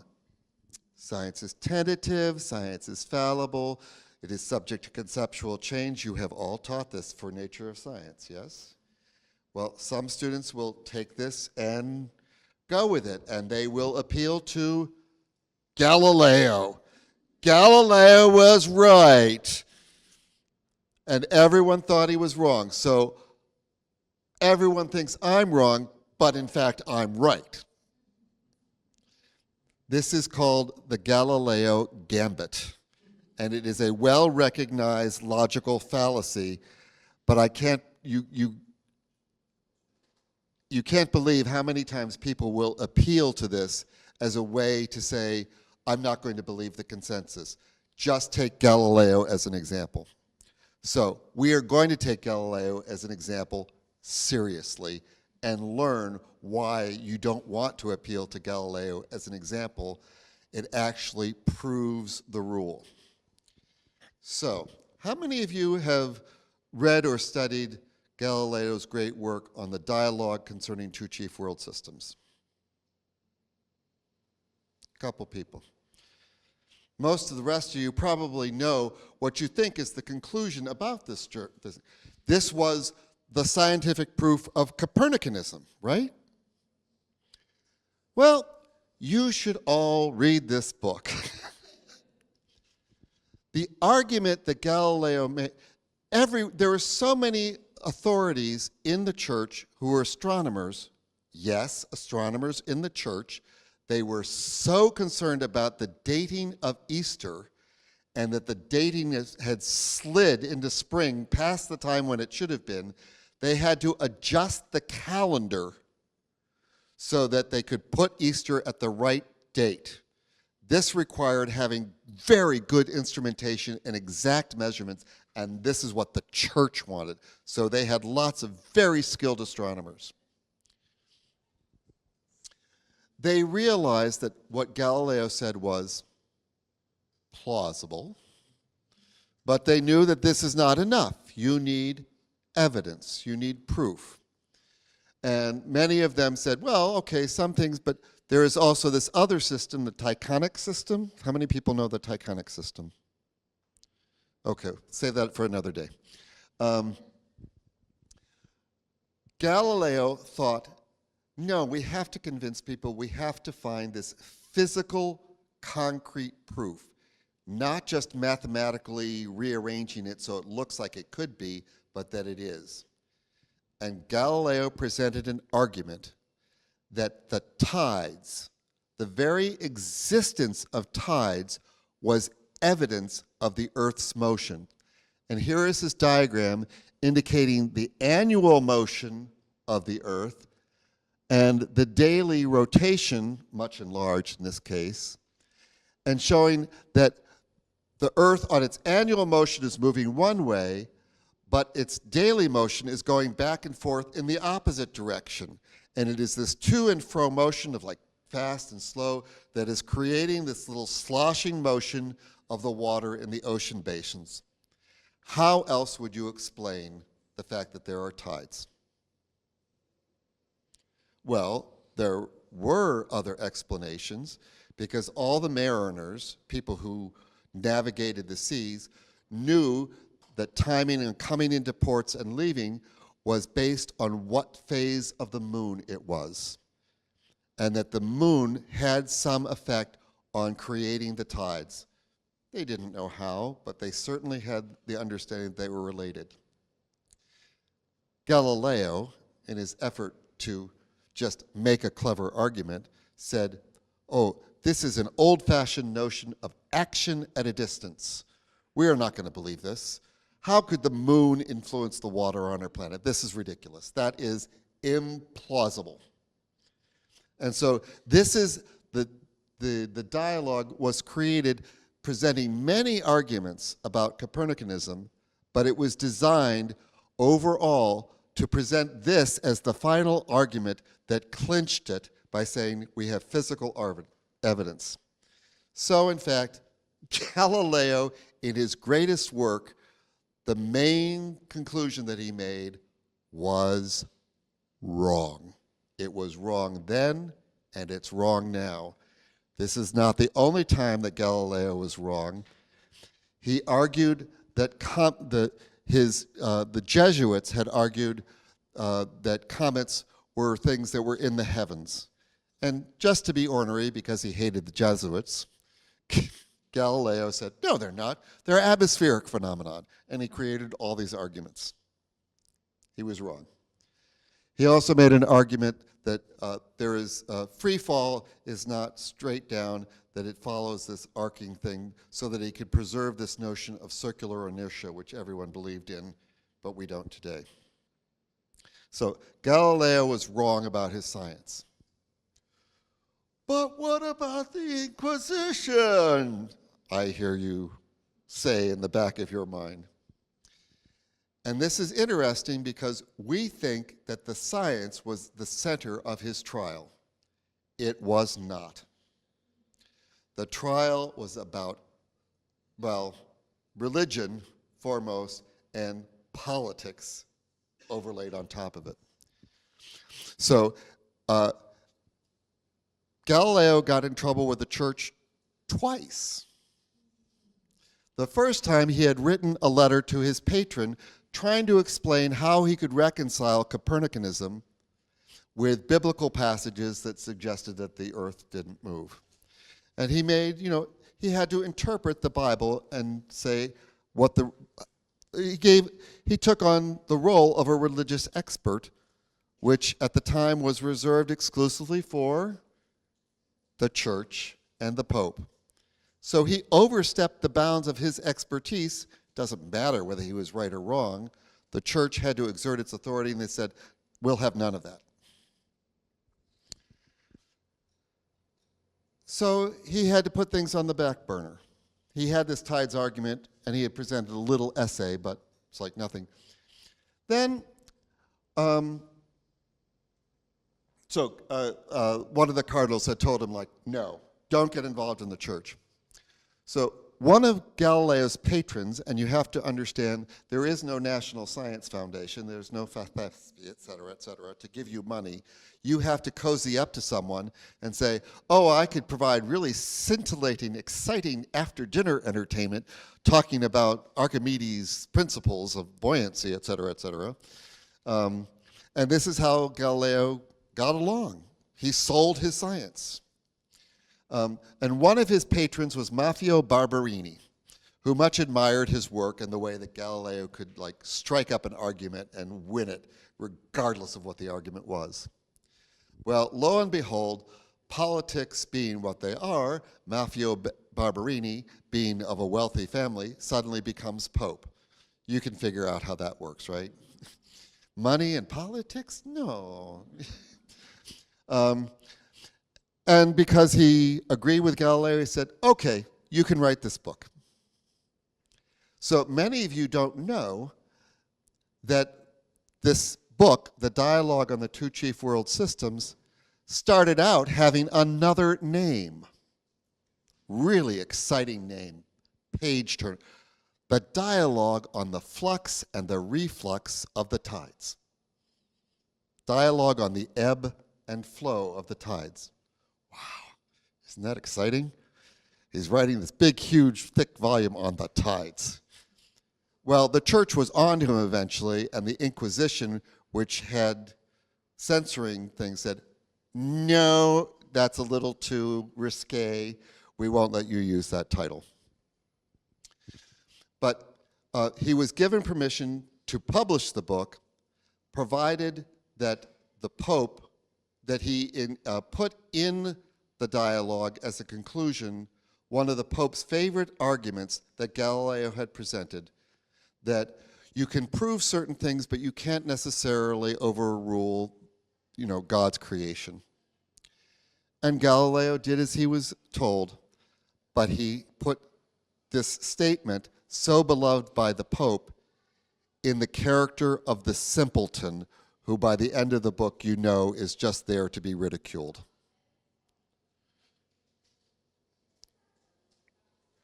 What was Galileo saying about Barberini, in this case now Pope Urban VIII? Urban was outraged and basically had it in for Galileo, along with the fact that Galileo had been arguing with the Jesuits for years and years and years. They were eager to get back at him.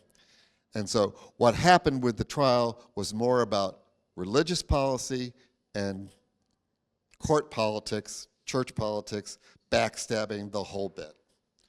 So yes, he was guilty, but it had nothing to do with the science. So that's the story of Galileo, should anyone ever come up to you and say, yes, but what about Galileo? And you are now in a position to set them straight and say, well, in fact, the consensus back then was right. Galileo was wrong. And if you want to defend him, you're defending him on a religious basis, not on a scientific basis. So this takes us to the important role of the consensus of the relevant experts, and the fact that the consensus is often enshrined. Sometimes it's, you have to interpret what the consensus is, because scientists don't get together and vote and say, this is the theory we believe in, and count the votes and say, oh, we won by a 2-to-1 margin, landslide, or whatever. But occasionally, the institutions have to create documents or work in ways, and they collect all the information from the profession and establish a consensus. So this is where we need to talk about science institutions, not just what happens in a lab. Doing all your inquiry activities and making graphs and interpreting results and saying what all your sources of error are in your lab report is not enough to help students understand what is really going on with science. We need to also talk about this process, which we have mentioned a couple times, of dialogue among scientists that leads to the consensus, and in particular the role of scientific institutions. So now we have a very short assignment for you to do of the sort that students would do. Here are some scientific institutions in Brazil. I hope as people already oriented to science and science education, you recognize most of these. But what I want you to do is pretend like, just imagine most of your students in high school, how many of these would they recognize? So if we each take a separate institution and we make a little one-page poster to present this institution to the rest of the class, and we'll post them up the other room tomorrow. What do we need to communicate about these institutions? And if you need to write this down because you can't remember it, then write it down. I didn't write it down. What is their mission? What is their purpose? What's their history? How old is this institution? When was it founded? Who founded it?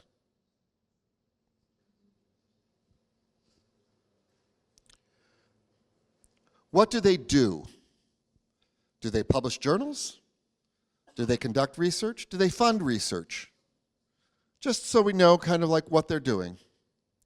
And then each organization will probably have something interesting to say about it that I don't know what it would be, but you know, if you go to, this is like the simplest exercise in the world. You just go to Wikipedia, pull out a couple details, slap it on a piece of paper with a picture. We want to see the logo, so when we see the logo, we recognize that it goes with this institution, right? Oh, I didn't put Gene GPT up there. Oh, well. So that, and maybe just curious, how many of you recognize this institution? Would you like to tell the others what it is? Yeah, okay. So in some cases, a picture of the building might be helpful, in other cases, not necessarily. So we're just going to do this arbitrarily, okay? Butantan, Obama, World Health, ACIESP, Academia de Ciências dos Estados de São Paulo, Fiocruz, Nacional de Sanitária, Agência, okay. Okay, easy, IPCC. Embrapa, Instituto de Pesca, Instituto de Pesca, IBGE,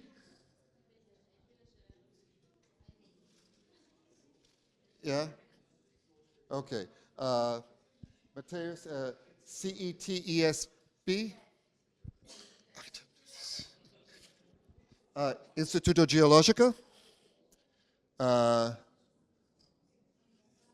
Sociedade do Progresso da Ciência, sim, aqui, ICM Bio,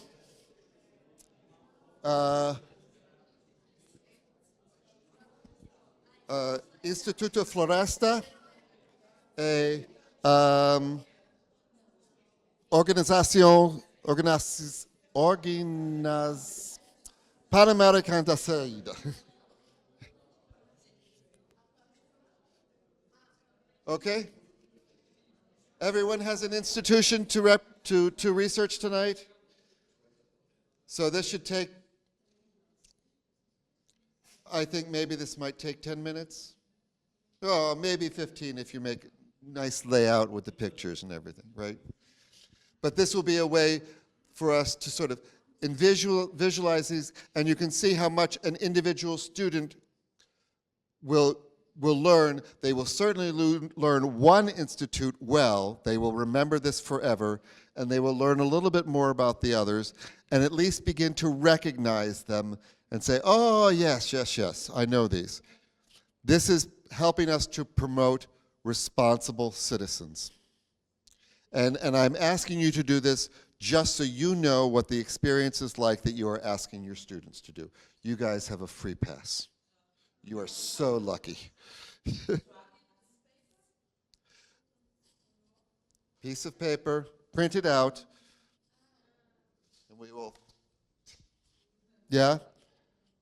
Bulletin boards, tape, whatever. Small. This is not a poster presentation for a conference. No. Yes, A4. A4. Easy homework. Everyone has an institution. Are we good? Okay. We have a lot of... we have to be done for... okay.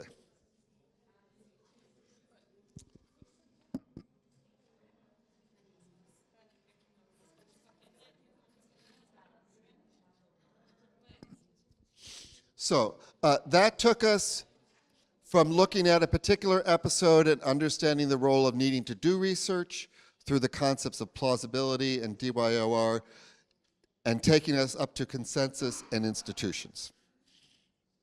So now we want to go back to examine another episode of misinformation, and in this case, it's a historical episode, but it's also one that we all remember. And even the students, it's a couple years old now, and eventually, but this will still be good for a number of years, because they will, even if they were 6 or 7 years old, 10 years later, they will remember in high school what it was like during the COVID pandemic. And this is valuable because many of them will remember what they were thinking and what it was like at the time, which is absolutely essential to compare with what we know now in retrospect, and being able to compare these two. So we are going to walk through the pandemic again from the beginning, just like we did with the vaccines and smallpox variolation in 1721, and just like we did with the New Madrid earthquake. Okay? And there are lots of opportunities for discussion here, and I think because you are getting into the habit of understanding these, we will only touch upon a few of them to allow the discussion, because some of these discussions we've already had, but you can see how they will be an occasion for students to really get into the material. So as with all inquiry activities, we start out with something really simple. And this gets people to be ready to be active. So, do you recognize this graph? What it means or what it might mean? And all we need to do is label the axes. What's the horizontal axis? Months, time, date. And what is the vertical axis? The number of cases. It isn't labeled, but we can figure that out, particularly because of it's indicated. So what does this graph convey to us? This is about a simple scientific skill of reading graphs, yes? Not a challenge for you guys, I don't think. But it does show that there was a quick increase and then a little bit of waning, but then it came back again, only worse. Waned yet again, and then by the fall, there was a spike.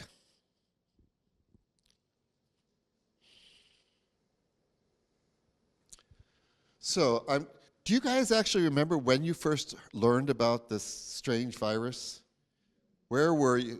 This is, in the US, we would say, where were you when you heard about the assassination of President Kennedy? Everybody remembers. So, do you remember what your initial impressions were? Yes? That's amazing, isn't it? So now we need to go back and think about these in context. This is what most people did, yes? Oh, emergency, we're going to be make sure you have enough toilet paper. Oh, buy hand sanitizer. The shelves were clear in like 2 days, right? And you had to order special stuff online, if you could. So, but our challenge during this episode, as it has been, is which of the scientific claims should you have trusted and why?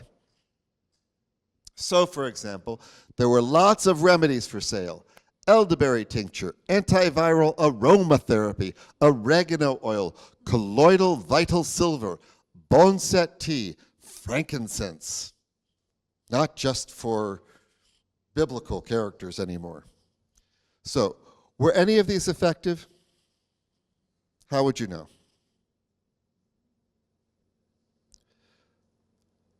In a sense, all of us were, now I'm jumping ahead, all of us were caught off guard as science teachers because we thought people could handle this. And we were all so surprised that people went out in droves to buy these unproven remedies, which means that in a sense, prior to that, we had not done our job as science teachers to inform the public. And that was the wake-up call to us as science teachers, like, how did we let this happen? So now we know better, and now it's like, how would we know back then? Well, we are going to depend on the science teachers to tell us in the future. But here are some other interesting things, not just about the remedies, but like you wanted to get hand sanitizer.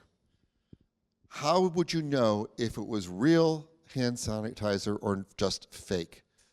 Because there were a lot of people that made a quick buck by selling because it was off the shelf. Everybody wanted it, market forces. And this televangelist was selling this silver solution. And in this case, the FDA stepped in and said, our job is to regulate these things. There is no scientific proof. This is fraud. You have to stop. And now this opens up a discussion, at least, about like, well, maybe they shouldn't have done that. Maybe they should have let people do that for themselves. Or do we really want institutions to make these decisions and help to protect us from things because they know the science? And you can see that in this case in particular, we have a discussion that can go from very, very simple, like junior high, up to high-level college where we're starting talking about market forces and the roles of regulation and who funds science and more philosophical issues, but still based on the same general problem. So, why or when do we trust others? Again, this is an echo of our Renaissance fantastic beasts. Posing this question now, not about fun little example, but something that really affects us all. How is trust about scientific information different from trust about moral guidance or personal loyalty? Because we use the same word, trust, yes? And I have been careful to point out that we are talking about epistemic trust. And this is, again, a word that most people don't know, but it's time for them to learn it. And I think this is a good question for us to actually have a short discussion here. What are all the ways in which we use this word trust, and how do they relate to each other at all? And how do we clarify that what we mean is not like, can I trust you to pick this up at the grocery store on your way home tonight? That's not the same kind of trust as, do you know the nutritional value of what you just ate? That's like a question about, did you know this? Okay? So let's take a few minutes just to talk about the concept of trust and the ways in which we use this term in various ways and how we need to be clear about it in science teaching. Okay? Good.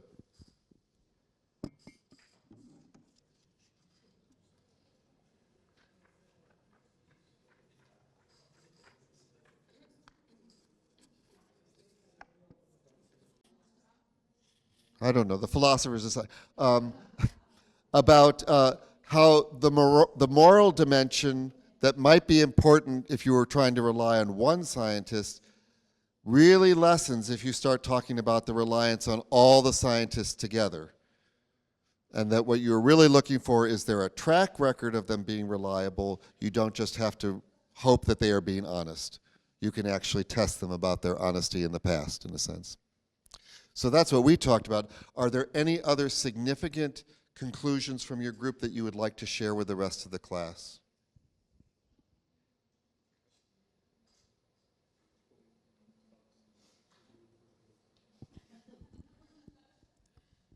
Eu vou falar em português. Pode. A gente... Ah, perfeito, mas está funcionando. Tá.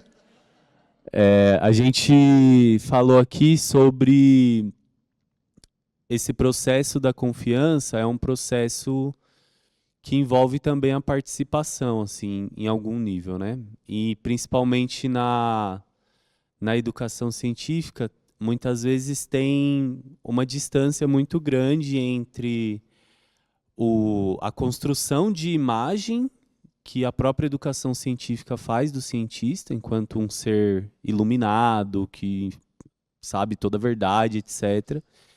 E como a ciência é feita mesmo. Então, é necessário romper com essa contradição, e para humanizar o cientista, a gente colocou que é necessária a participação dessas pessoas na própria ciência, ao invés de ser essa coisa meio catequese, assim, de a gente está aqui e leva a verdade para o outro, né? O outro, sei lá. What he means is about we abandon the idea of a positivist science and the absolute and the absolute truth, or something that if you have confidence, it's true. Like if you speak confidently, it's not necessarily true, because science is tentative.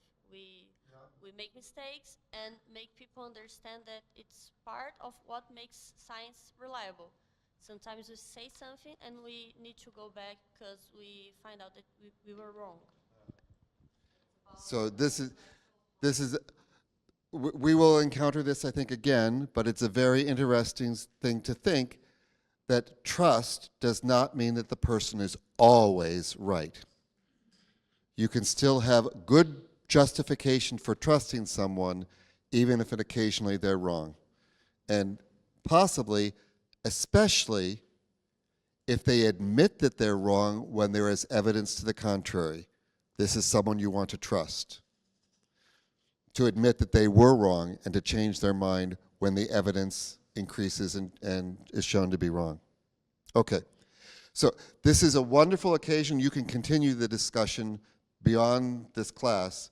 This is still very active among philosophers about what is the nature of trust and how we characterize it.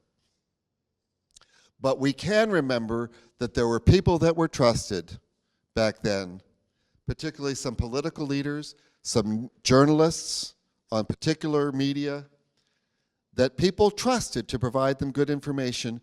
And the wonderful thing is that now, in retrospect, we can say we should not have been trusting these people.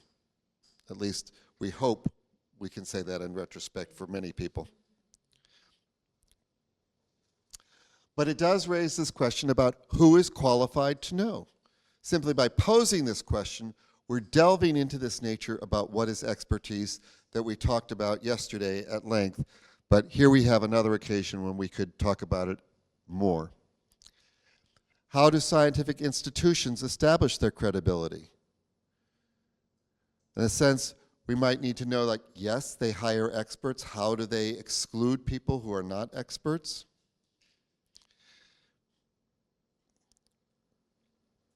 Now, we can talk about some particular experts. This is Michael Levitt, Nobel Prize winner, and this was March 24th, so still this is very early during the thing. And he was saying he worked with modeling chemical reactions, and he did a modeling of what the pandemic was going to be like, and said, based on the data from Italy, it's going to decrease and it's going to go away. This is nothing to worry about. Should you believe him because he's a Nobel Prize winner and he's presented this graph to you? Is that a good reason? How many would say it certainly adds to the credibility of his claim that he has these credentials? Yeah? Well, no, this is the interesting, this is not what people did believe at the time. We can always look at what they did believe because many people did believe him. But now, in retrospect, we're analyzing what they should have believed, helping us to learn that when we find ourselves in a similar situation, how might we act that would be informed perhaps better than it was in the past. And in this case, even though he was a Nobel Prize winner, his claims were wrong. There was a tail off, but it came right back again, and all the people who were epidemiologists, who were experts in viruses, knew by the middle of March that there was going to be a surge back in the fall. And I told this to my neighbor, and she said, "What? How can they know that?" And I said, "Yes, there are going to be 500,000 to 2 million people who are going to die in this pandemic over the next 1.5 to 2 years." And she was like, "How can anyone know that?" "Because they know the science, and I trust them." And she was like, and it turned out that the epidemiologists were right, 2 years ahead of time. So here's another guy, a rural doctor, who had heard about this thing, hydrochloroquinone, and he had tried it with over 100, with many, many cases in his thing, and he reported a 100% cure. He created a video. He made sure that the president, he addressed the video directly to the president, who said, "Man, this is fantastic. This is going to be a game changer." So, was this a miracle cure, or was this tantalizing hype? What would be the basis for your belief? If the leader of your nation is presenting these things, should you believe them? Well, he's got the best scientists at his disposal. We should believe him, right? Although this photograph was chosen specifically for you to understand. There are his scientific advisors, and what do they think about what he's saying? This is by the way, this is an American political statement. We don't have to worry about being here. So it turned out that the publication of this original study from Didier Raoult, who was a semi-respected researcher in France, had the whole process of peer review had been put into question, and the colleagues in France were outraged that he had kind of dodged the normal vetting process and published this, that led to all these other things around the globe. But it's also interesting, how would you have learned about this little talk among this professional scientists, unless perhaps you had a very good media people, science journalists, who were investigating these things and kept up to date on them and informed them. So this might tell us something about how important keeping a good, active questioning media is. So as it turned out, it was taken seriously enough that there was a controlled clinical trial that was started. The first major one was done here in Brazil, in Manaus, and they had to, as you probably remember, they had to halt it even before they got through the thing because of all the side effects that they documented. So, in this case, oversold false hype. So here we have a doctor who is actually treating patients, we have a Nobel Prize winner, and we have somebody who is a virologist and conducted research. All three of them are, in a sense, experts on the surface, which should have been enough, perhaps, for us to believe them. And why, in retrospect, should we not have believed them?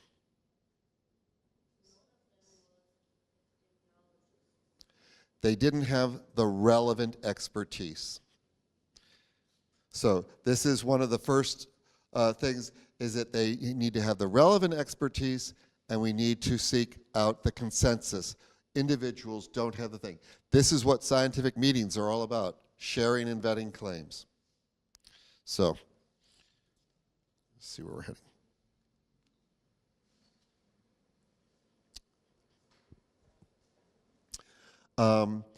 Now this is, and I raise this question now, so we have these, we were already beginning to make this historical picture about what a consumer should have used to judge the most trustworthy claims. And are we basing this on evidence, on arguments, or expertise? If you made the judgments based on evidence and arguments, you might listen to these experts and say, that sounds plausible. I think you have, well, it was published in this French medical journal. So, should you be making this judgment yourself, or do you need to let go of your ego and say, sometimes other people know more than I do, and I need to learn how to trust them. Not to trust them blindly. We certainly don't want that. but we want to have informed trust. What's the nature of their expertise? How many people agree with them? So there were a lot of people who didn't listen to the experts because there was plenty of information available, at least in the US, from Dr. Fauci and from the CDC and other institutions. But I remember vividly, there was for us, it was spring break in the term, and this is the time when everybody in America goes south and goes on the beach and has parties, and they go to Mardi Gras.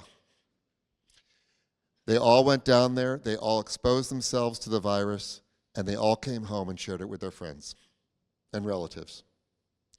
So, couple individuals who are outspoken critics of like, this is overblown pandemic, this isn't anything we have to worry about, and yet they got the disease and died as a result because they weren't careful.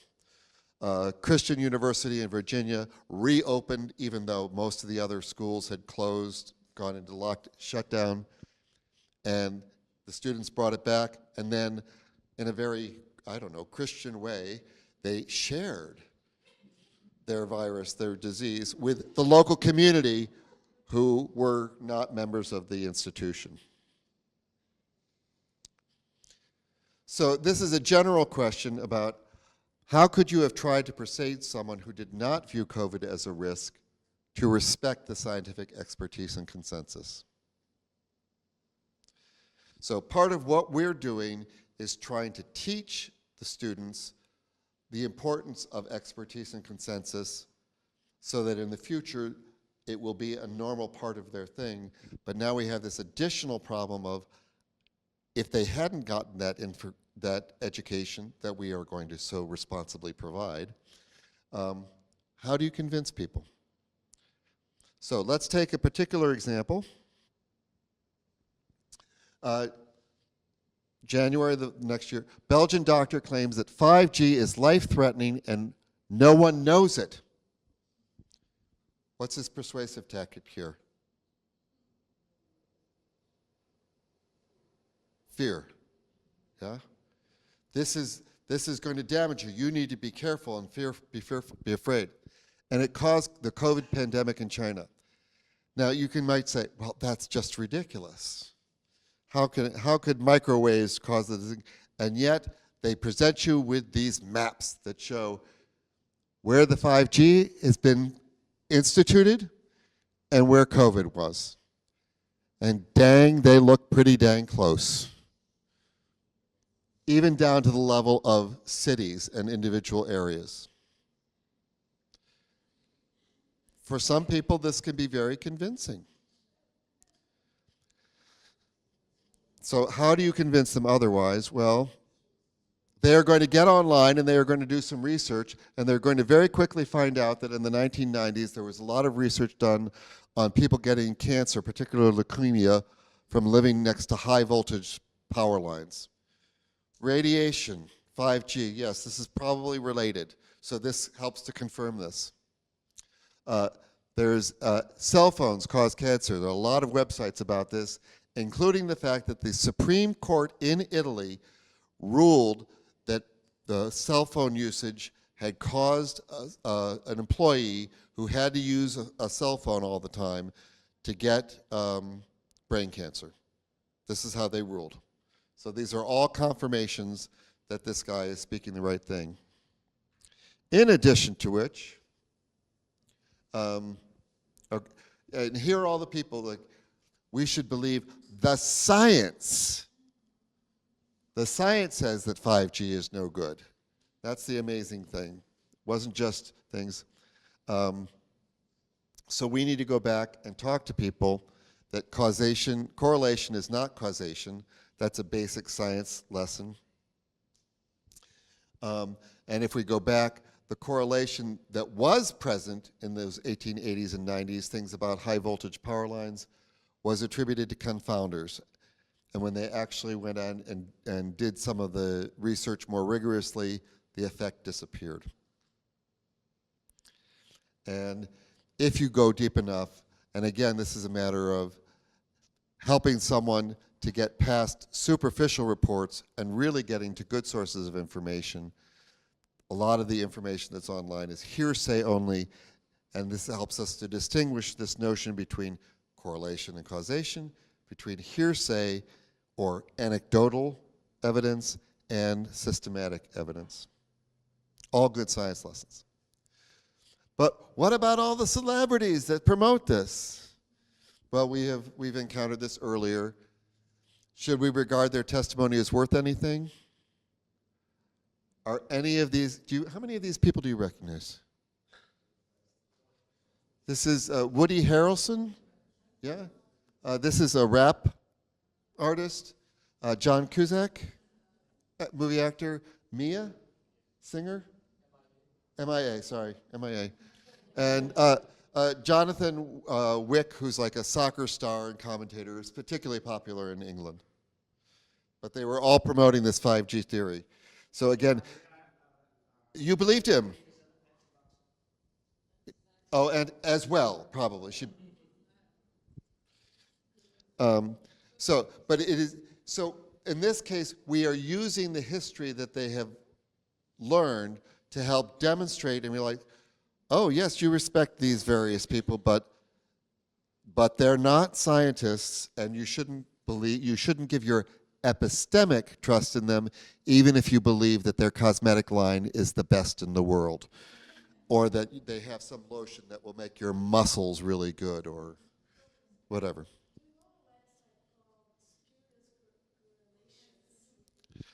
I don't know this, but I guess this is a wonderful thing for science teachers, right?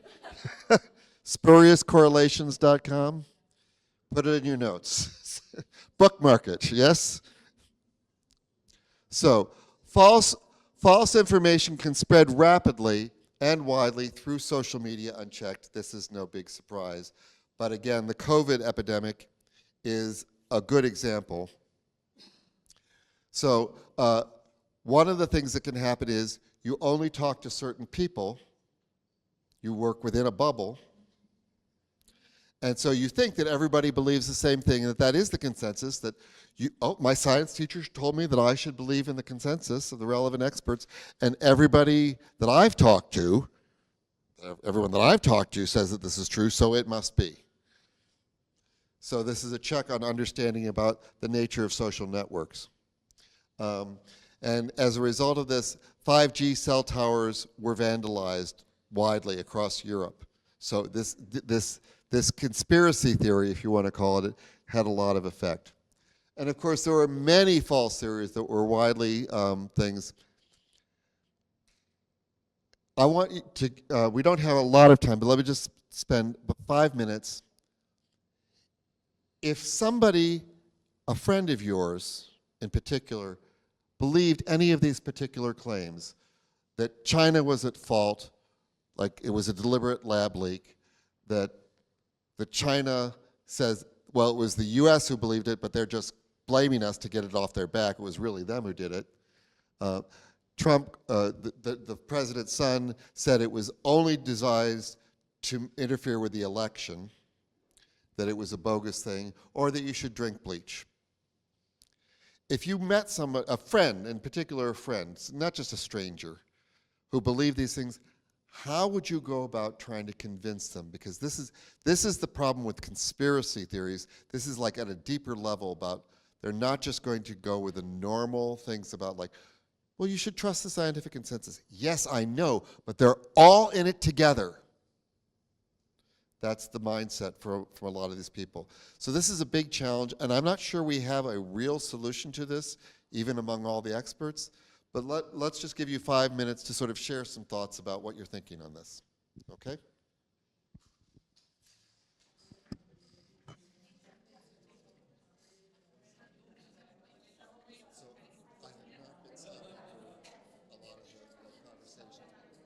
You can see how this was designed to be very, give students a lot of opportunity to like pause and think about each and every stage along the way. What? Yeah. Okay.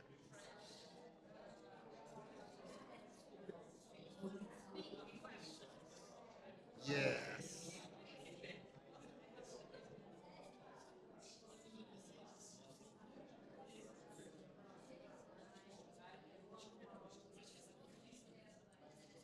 conversation about whether or not this is safe and effective thing. Oh, mouthwash. And I said, what a good idea. Why didn't I think of that? Thank goodness the obvious was done by a scientist who went out and actually tested it. Okay? So, that's our little exploration through the COVID conundrum. Is it a problem or is it not a problem, and how do we know? I hope that's been instructive along with everything else today, a little bit deeper and a little bit different than yesterday. So we have one more day to explore the whole topic of misinformation. Tonight you will be doing your little mini posters, quick and dirty mini posters on scientific institutions. We'll look at those tomorrow.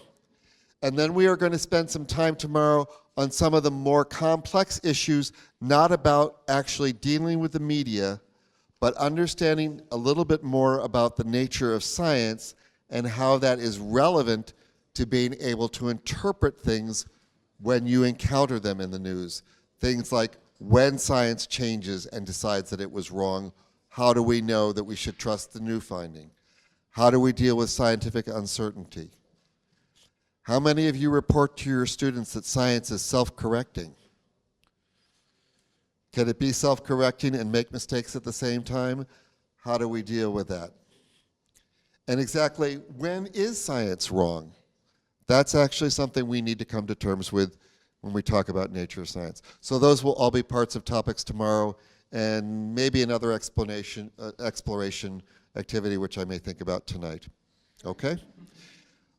Teaching should always be improvised and on the fly, right? Responsive to the situation.